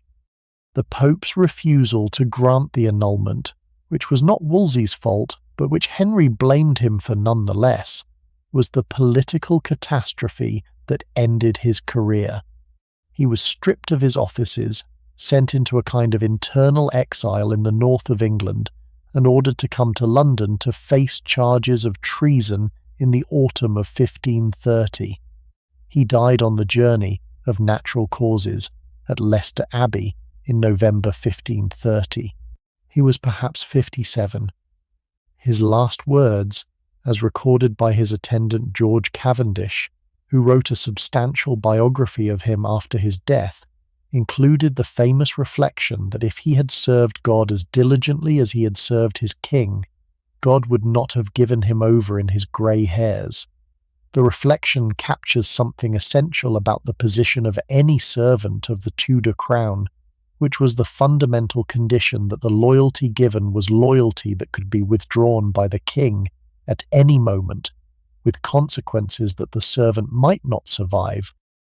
Thomas More, who succeeded Wolsey as Lord Chancellor in 1529, was a different kind of figure, a man of considerable scholarly distinction and personal religious commitment, who had served Henry as a friend and counsellor since the earliest years of the reign. More was the author of Utopia, the great Latin work of political imagination that he had published in 1516, and that has remained in its translations, one of the most influential works of European political thought. He was a serious humanist scholar, a friend of Erasmus and of the other figures of the international Renaissance, and a man whose religious commitment to the traditional Catholic faith was the central feature of his identity. More accepted the Lord Chancellorship reluctantly in 1529 after Wolsey's fall. He served in the position for 3 years, during which he attempted to support the king's policies on matters where he could in good conscience do so while resisting the king's policies on the religious questions that were now at the centre of the political agenda. The position became increasingly untenable as the break with Rome developed. More resigned the chancellorship in 1532. He retired to his house in Chelsea, where he hoped to live out the rest of his life in quiet scholarly retirement. The retirement was not allowed. The king's government, which required visible support from the senior figures of the kingdom, demanded that More take the oaths that the new political and religious settlement required. More refused to take the oath of supremacy, which acknowledged the king as supreme head of the church. He was arrested, imprisoned in the Tower, and tried for treason on the basis of evidence that included perjured testimony from one of the king's advisers. He was condemned and executed on the 6th of July 1535. He was 57. His last words, on the scaffold, included the famous declaration that he died the king's good servant, but God's first.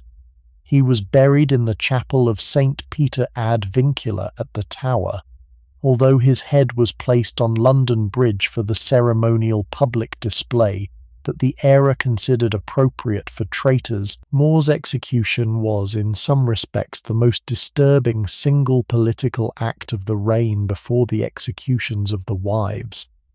He had been Henry's friend for 25 years. He was, by every contemporary account including Henry's own, a man of exceptional integrity and exceptional ability. He had served the king with consistent loyalty, except in the one matter on which his own conscience prevented him from going along with the new policy, the willingness of Henry to put him to death for this single point of conscience was a turning point in the development of the king's character and in the political atmosphere of the kingdom. After More, no one was safe. The willingness to execute even the most distinguished and most personally close of the king's servants for the failure to comply with the political requirements of the moment was the new principle of the late government, and the subsequent executions of the reign were the consequences of this principle. Thomas Cranmer, who became Archbishop of Canterbury in 1533, and who was the principal religious architect of the Reformation in England, was a different kind of figure from More, a more cautious and more politically pliable man whose theological views moved gradually in the Protestant direction over the course of his career. Cranmer's principal achievement, beyond the practical reforms that he supervised under Henry, was the production of the Book of Common Prayer in 1549, after Henry's death, which became the standard liturgical book of the Church of England, and which remains, in its subsequent revisions, one of the great prose works of the English language. Cranmer would, in his turn, be executed in 1556, under Mary, after recanting his reformist views under pressure, and then publicly recanting his recantation at his execution in one of the great moments of Reformation drama. The other figures of the reign, the great nobles and ministers and ambassadors and bishops, would each in their own way be shaped by the king they served. Some of them would die in their beds in old age, as Cromwell did not, but as some of his successors did. Some of them would die on the scaffold. Some of them would be exiled or imprisoned and emerge, in the reversals of the subsequent decades, into renewed political prominence. The cumulative human cost of the reign, on the people who served at its centre, was substantial, and the Tudor court of Henry's later years was a place where the rewards of high office were paid for, in many cases, with the kinds of personal risks that the modern reader can find difficult to imagine. The fourth aspect of the reign that I want to mention is the question of the historical sources themselves, because the way we know what we know about Henry VIII is itself one of the interesting features of the era. The reign of Henry VIII is one of the best documented periods of English medieval and early modern history. The state archives, which were systematically maintained under Cromwell's reorganisation of the central administration, preserve thousands of documents from the period, including the correspondence between the king and his ministers, the diplomatic dispatches of the foreign ambassadors at the English court, the financial and legal records of the government, and the private papers of many of the leading figures. The Public Record Office, which is now part of the National Archives at Kew, holds the bulk of these state documents, and the private archives held by the great families and by the universities and by the British Library hold many of the supplementary documents. The interpretive literature on the reign, which has been produced over the past 400 years, is enormous. The first major biography of Henry, by the scholar George Cavendish, who had been Wolsey's attendant and who wrote his life of his master in the 1550s, established the basic outlines of the early reign. Subsequent biographies, by some Protestant and Catholic writers of the 17th and 18th centuries, refined the picture in directions according to the religious and political interests of the writers. The great Victorian historians, including James Anthony Froude, who wrote a substantial 12-volume history of the period in the 1860s, established the basic narrative that subsequent scholarship has refined. The 20th century historians, including A.G. Dickens and Geoffrey Elton, brought new analytical tools and new archival research to the reign, and produced the more sophisticated understanding that we now have. The recent generation of historians, including David Starkey, Diarmaid McCulloch, Eric Ives, John Guy, and others, have continued the process of refining and reinterpreting the reign, and the cumulative scholarly literature on Henry VIII is now one of the largest and most sophisticated bodies of historical writing on any single English monarch. The popular literature on the reign, in the biographies, novels, films, and television series of the past several centuries, has been almost equally extensive. The popular imagination of Henry VIII that the modern reader inherits is the product of a long process of dramatic interpretation and reinterpretation, in which some aspects of the reign have been emphasized or downplayed according to the interests of the moment.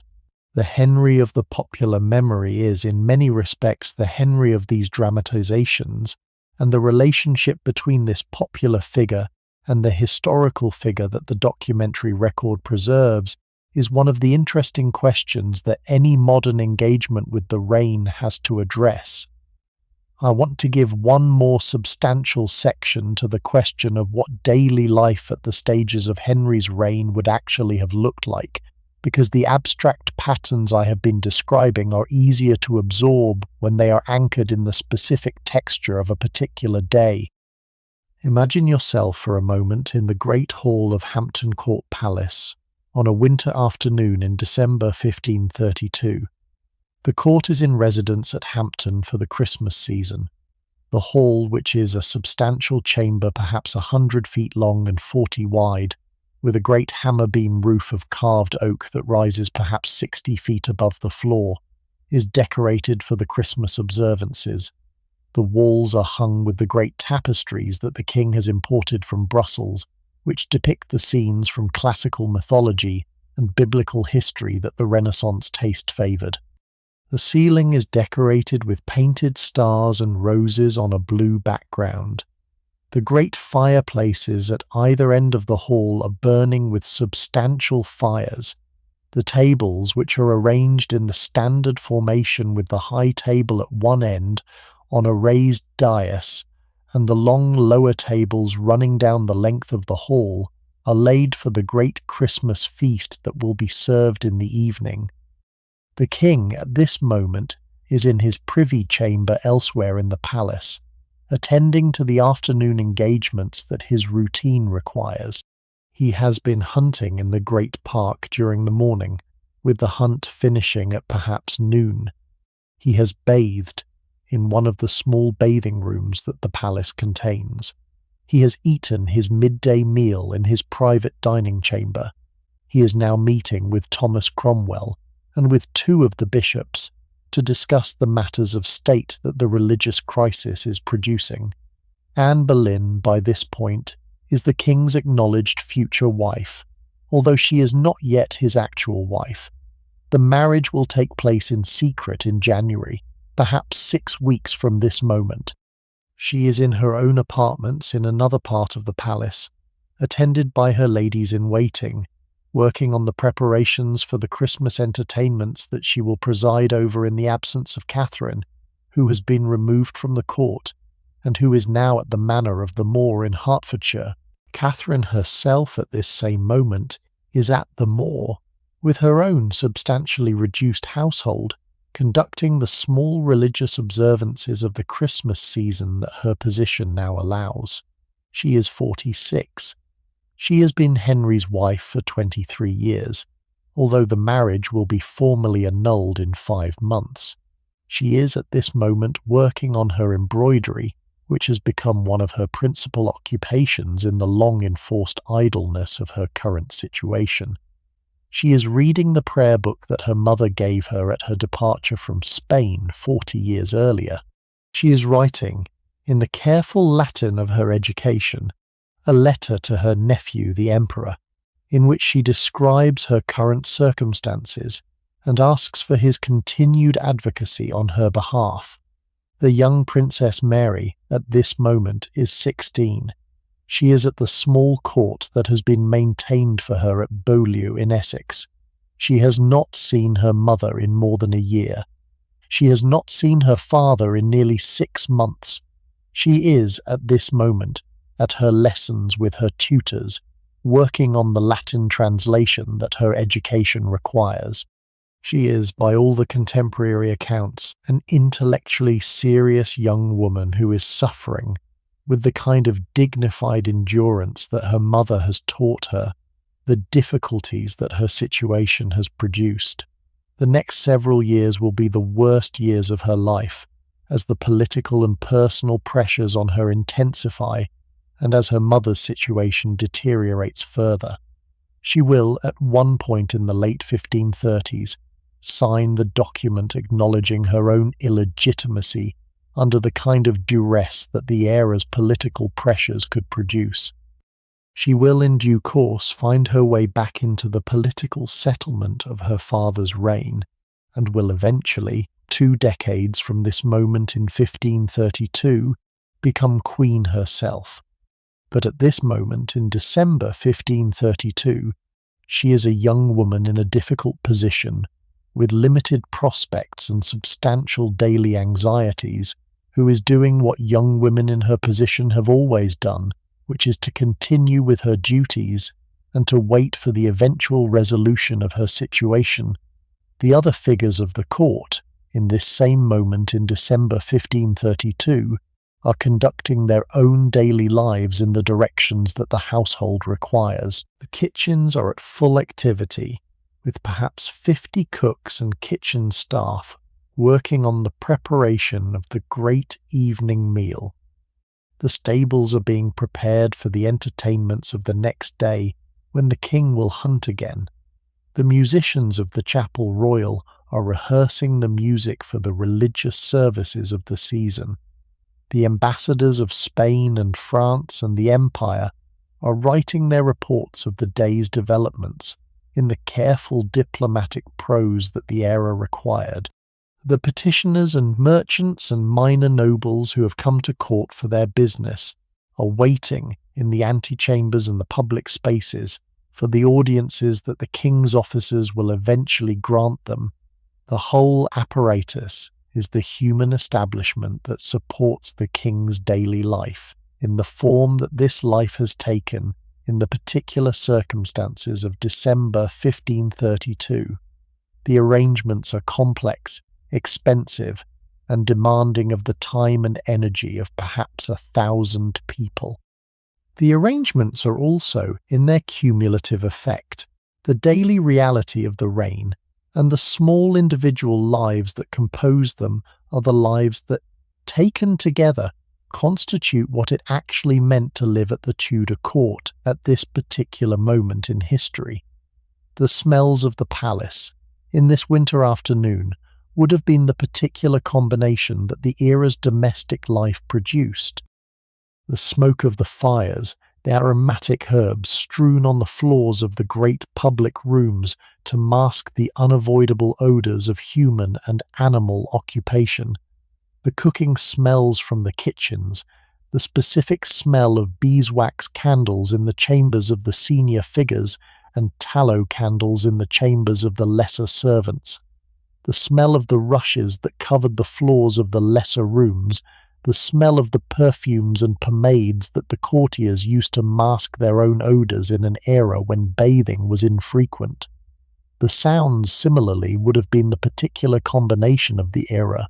The constant low murmur of voices in the chambers and corridors, the footsteps of the attendants and servants moving through the palace on their errands, the distant music of the court musicians rehearsing in some chamber elsewhere, the barking of the dogs that the king kept in the establishments, the bells of the chapel marking the hours, the cumulative texture of the place in its sights and sounds and smells was the daily atmosphere that the people of the court inhabited, and the recovery of this atmosphere by the modern imagination is one of the small things that a careful engagement with the era can give us. I have given you this scene because I think the abstract narrative of the reign tends to collapse the particular moments into the general patterns, and because the actual experience of living through these years for the people who lived through them was the experience of particular moments rather than of the general patterns that historians have subsequently constructed. The people in the great hall at Hampton Court in December 1532 did not know, in any precise sense, what was going to happen next. They knew the general shape of the political situation. They could anticipate, with reasonable accuracy, the broad outlines of the next few months. They could not, however, see the future with the clarity that we, looking back, can see it. They were, in this respect, in the same position that we ourselves are in our own moment, with the uncertainties of our own future. The clarity with which we can see the past is the clarity that hindsight provides. and the lives of the people who actually lived through the events were lived in their own moment, with the same uncertainty and the same partial visibility that our own lives are lived with. I find this in itself one of the small important corrections that the careful study of history can offer. The figures of the past, who can seem, in the simplified narratives that come down to us, to have been moving toward their fates with a kind of inevitability, were in fact people who were navigating their own present without the advantage of knowing how it would turn out. The Henry VIII of December 1532, who was about to embark on the secret marriage that would set in motion the political and religious revolution of the next several years, did not know with any precision how that revolution would unfold. He thought, as people about to make major decisions usually think, that he had a reasonable plan and that the plan would produce the result he wanted. The plan, as plans often do, produced results that the original planner had not entirely anticipated, and the man at the center of the plan had to navigate, in real time, the complications that the unfolding events produced. This is, I think, one of the lessons that the careful study of any historical figure can offer. The figures of the past were not the simplified characters that the dramatic narratives have made them. They were, in their own moments, complicated human beings who were navigating their own difficulties with the same kind of partial information and the same kind of uncertain judgment that any of us bring to our own difficulties. The Henry VIII that the popular memory has constructed, the bluff, hearty tyrant of the legend, is in many respects a kind of caricature that flattens out the complexity of the actual man. The actual Henry, as the documentary record allows us to know him, was a person of considerable ability and considerable difficulty, who lived a particular life that was, in its specific course, the result of the specific choices he made in the specific circumstances he encountered. I want to spend a few moments, before we close, on the question of what visitors today can actually see of the Henry VIII world, because the surviving physical traces of the reign are more substantial than the modern visitor might assume, and a properly informed visit to the surviving sites can give the imagination something concrete to work with. Hampton Court Palace, which is now a historic royal palace open to visitors, preserves more of the Henrician original than any other surviving building.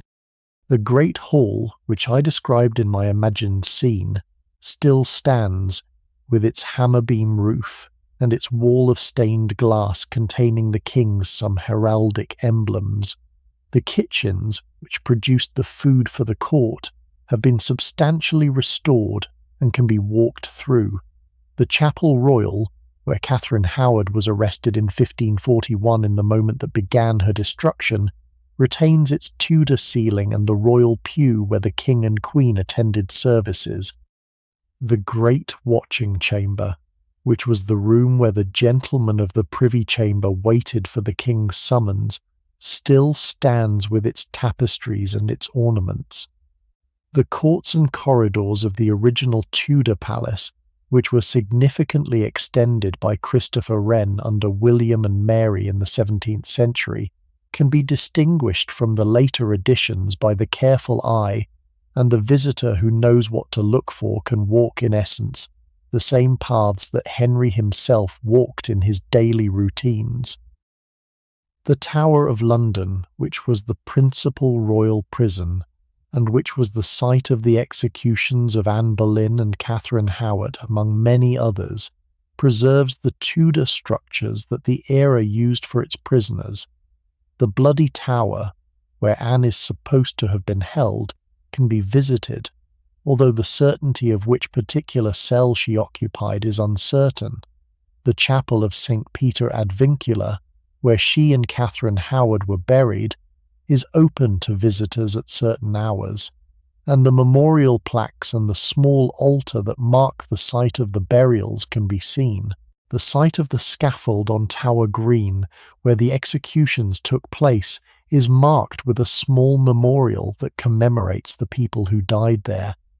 Westminster Abbey, where Henry and Catherine of Aragon were crowned in 1509, preserves the high altar and the ceremonial spaces of the original ceremony, although the choir and the other parts of the abbey have been substantially altered by the subsequent centuries of additions and renovations. The tombs of Henry's parents, Henry VII and Elizabeth of York, in the Henry VII Chapel, are among the great surviving Tudor monuments, with their elaborate Italianate sculpture and their substantial scale. Henry's own tomb, however, is not at Westminster, but at Windsor, where he is buried with Jane Seymour in the vault below St. George's Chapel. The other Tudor buildings that have survived, in greater or lesser degrees of completeness, can be visited at locations across England. The remains of Greenwich Palace, where Henry himself was born and where the early ceremonies of the reign took place, are now substantially gone, with the site occupied by the Royal Naval College and the subsequent buildings that the post-Tudor centuries have produced, although the small Tudor crypt of the original chapel can still be visited under one of the modern buildings. The Queen's House at Greenwich, which was built by Inigo Jones for Anne of Denmark in the early 17th century, occupies part of the site of the original palace and gives the modern visitor some sense of where the original Tudor building stood. The Tudor buildings of Eltham Palace, in southeast London, which was one of Henry's principal childhood residences, preserve the great hall of the medieval palace, with its hammer-beam roof and its features, although the rest of the palace was rebuilt in the 1930s by the Courtauld family in an Art Deco style that gives the visitor an unusual but interesting combination of medieval and modern architecture. The Mary Rose, which was Henry's flagship, and which sank in the Solent in 1545 in the engagement with the French fleet, was raised from the seabed in 1982 and is now displayed in a substantial museum at Portsmouth. The ship, which is one of the great archaeological recoveries of the 20th century, gives the modern visitor a direct connection to the actual physical world of Henry's reign, with the timbers and the equipment and the personal possessions of the men who served on her preserved in remarkable detail.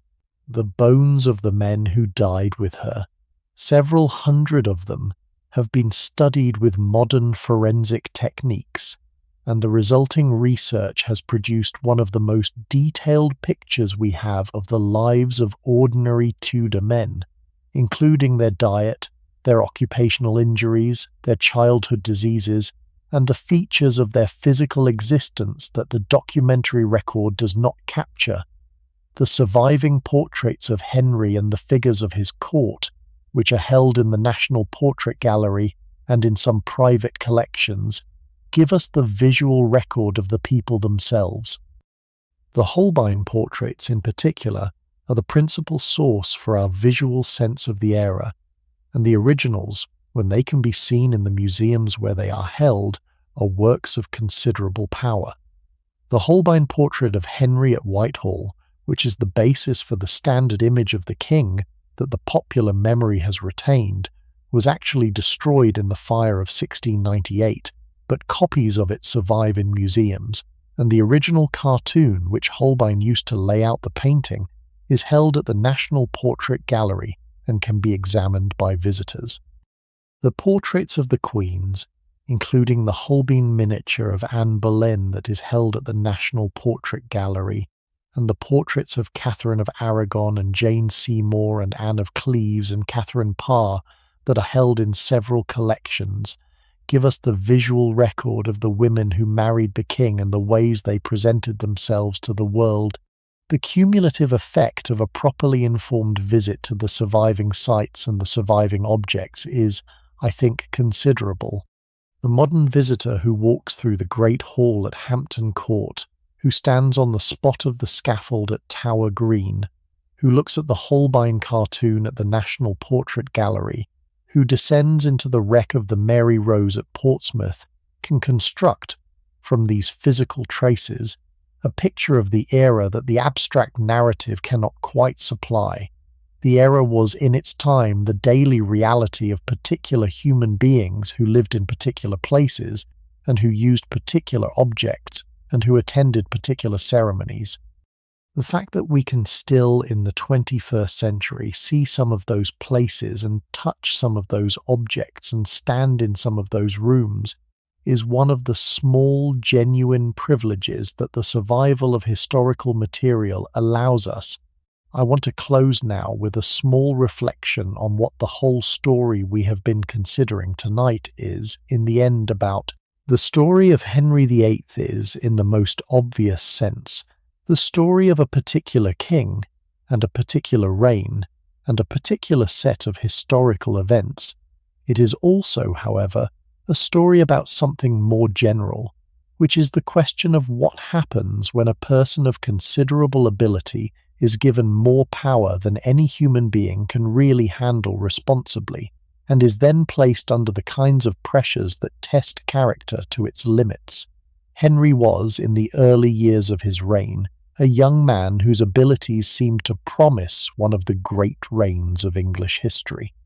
He had the education, the physical presence, the personal charm, and the political opportunity that the situation required.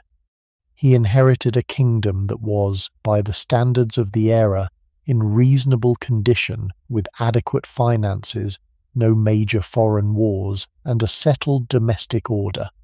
He had, at his disposal, the kind of advisers and ministers that any king could have hoped for. He had, in his marriage to Catherine of Aragon, a queen of considerable accomplishment who could have been the partner of a successful long reign. The conditions for greatness, in any reasonable assessment of his early circumstances, were as favourable as any English king had ever inherited. What he did with these conditions over the course of his reign was to produce a mixed result that included considerable genuine achievement and considerable genuine cruelty.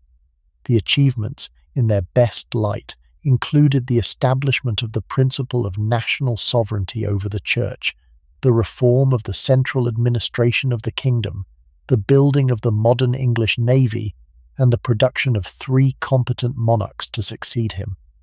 The cruelties, in their worst light, included the destruction of 2 of his wives, the systematic dismantling of the medieval religious culture of his country, the executions of many of his most loyal servants, and the development of a style of personal government that the English political tradition has rightly considered tyrannical. The mixture of these elements in the proportions they finally took is the mixture that the historical record has preserved, and the question of how to weigh them against each other is one that each reader of the period has to answer for themselves. There is no single correct verdict on Henry VIII, and the writers who have attempted to render one have in most cases produced verdicts that say more about themselves than about him. The reasonable position, I think, is to hold both elements in mind simultaneously, to acknowledge the genuine achievements without minimizing the genuine cruelties, and to remember that the man who produced both was a single person whose qualities combined in the particular life he lived to produce the particular outcome that the historical record has handed down to us. I want to give you, as the final thought of the evening, a particular moment that I think captures something essential about the man we have been considering. In 1538, 2 years after Anne Boleyn's death and 1 year after Jane Seymour's death, Henry was, by all the contemporary accounts, in a state of considerable personal isolation. He had killed 2 of his wives and lost a third. He had, in his pursuit of a male heir, transformed the religious and political structure of his kingdom in ways that he had not entirely anticipated. He had, by this point in his life, accumulated the kinds of personal losses that produce, in any reflective person, the kind of internal questioning that the day-to-day demands of a king's life rarely permit. The contemporary accounts give us, for this period, the small moments of personal vulnerability that the king sometimes allowed himself to show in front of the small circle of his closest attendants. He spoke, on certain occasions, about the losses he had experienced. He spoke about his missing of Jane in particular, whose death had affected him in a way that the other losses had not quite done. He spoke about his concerns for his son, who was then a year old, and whose health was the kind of constant worry that the king's experience with his other children had taught him not to take for granted.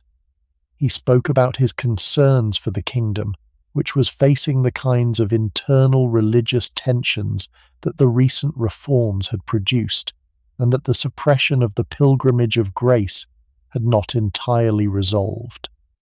These small moments of personal reflection, which are recorded in the dispatches of the ambassadors who heard about them, and in the private correspondence of the court figures who witnessed them, give us the picture of a man who, at this point in his life, was in some real sense carrying a substantial weight of personal experience. He was 47. He had been king for 29 years.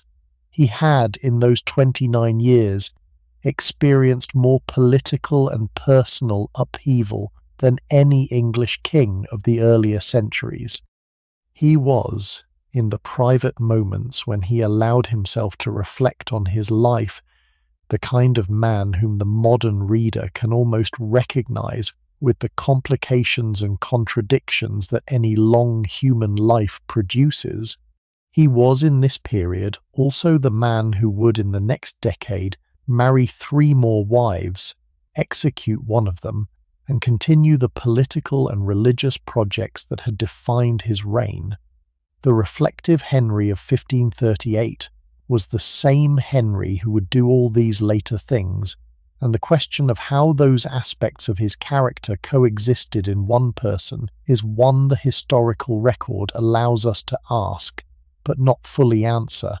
I want you to imagine him then, in this secluded moment in 1538, in his apartments at one of his palaces, perhaps Whitehall, Hampton Court, or Greenwich.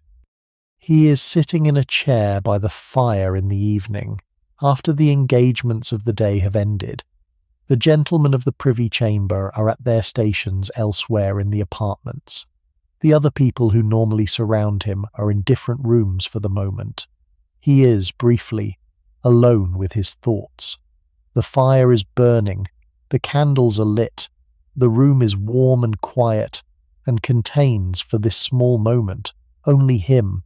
He is thinking of Catherine, who has been dead for 2 years and whom he had loved, in his early years, in a way that the later events of his life had not entirely erased from memory. He is also thinking of Anne, whose execution at his command had produced in him the kind of complicated feeling a modern psychologist would recognize as guilt or regret, though his error did not give him language to express it directly. Then of Jane, whose loss is still recent and still painful, of his son, sleeping in the nursery elsewhere in the palace, attended by the small establishment of nurses and attendants responsible for his care, of his 2 daughters, both of whom he has, in his political decisions, declared illegitimate, and both of whom he has, in other decisions, allowed to grow up at his court in conditions of variable comfort, and of the men who have served him over the years, some now dead at his command, some still serving him, and some he is in the process of distrusting in ways that will produce further executions in the coming years. He is thinking in this domestic moment about the life he has lived. It is the particular life that the accidents of his birth and his circumstances have given him. It includes the achievements he is proud of and the actions he is, in small private moments, less proud of. It is at this point in 1538, in a real sense, the life of a particular person sitting by the fire in the evening, considering what he has done and what he has yet to do. That is the man I want you to hold in your mind as we end this evening. Not the famous king of the portraits and the legends, the actual person in a small private moment of the evening, considering his own life. He was a king. He did what kings of his era did, in the way his own character produced. He was also a person who lived the life that was given to him. The other people of his era, who lived their own lives, did likewise in their own ways, in the positions the age had assigned to them. The historical record preserves what it preserves of all of them. Popular memory has produced the simplified versions of them that we now inherit. The actual people, however, were the ones who lived those lives, and the small recognition of that simple fact is, in the end, what the careful study of any historical figure can give us. Henry VIII lived. He died. He left behind the consequences of his life that the subsequent centuries have processed in their ways. The story of his reign is, in this respect, one of the great human stories that English history has produced, and the dramatizations and biographies and analyses built on it are subsequent attempts to understand what the actual events meant. What they meant in the end depends on how you read them. The readings that have been offered have ranged from the celebratory to the savage, with most of the territory in between occupied by intermediate positions. The reading I have given you tonight is, I hope, somewhere in the more reasonable middle range, with both the achievements and the cruelties given their proper weight, and with the central man kept in his place as a complicated human being rather than as either a hero or a villain. He was in the end just a man, a particularly powerful man, a particularly consequential man, a particularly difficult man in his late years, a man whose long life produced the outcome that the historical record has preserved, the kind of person, in his essential nature, that any of us are, with familiar limitations and capacities, and with small private moments by the fire in the evening, considering his own life. That is, I think, the truth at the center of this story. The famous figures of history were, in their own moments, just people. They lived their own lives with ordinary daily textures that any of us live with. The fact that they happened to be in positions of considerable power and consequence does not change this fundamental fact about them. They were people.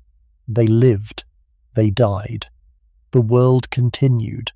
The consequences of their lives worked themselves out in the subsequent decades and centuries. This, I think, is what historical study, when it is done well, gives us. Not the dramatic simplifications, not the moral judgments that are too easy to make.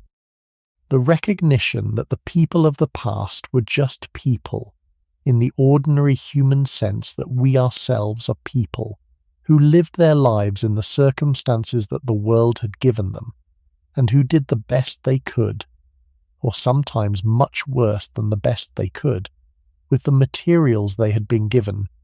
Henry VIII, by the standards of any reasonable assessment, did considerably worse than the best he could. He had been given in his early life advantages that few people of any era have ever been given.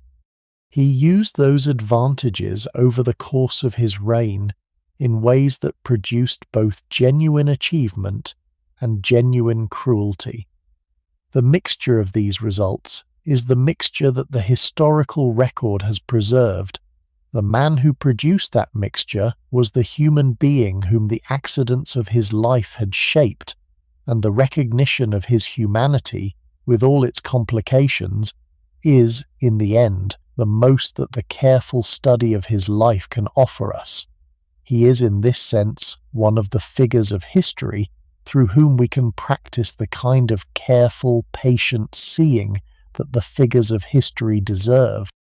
The careful patient seeing that we ourselves, in our own moments, would also wish to receive, from any future observer who might come to consider our own particular lives.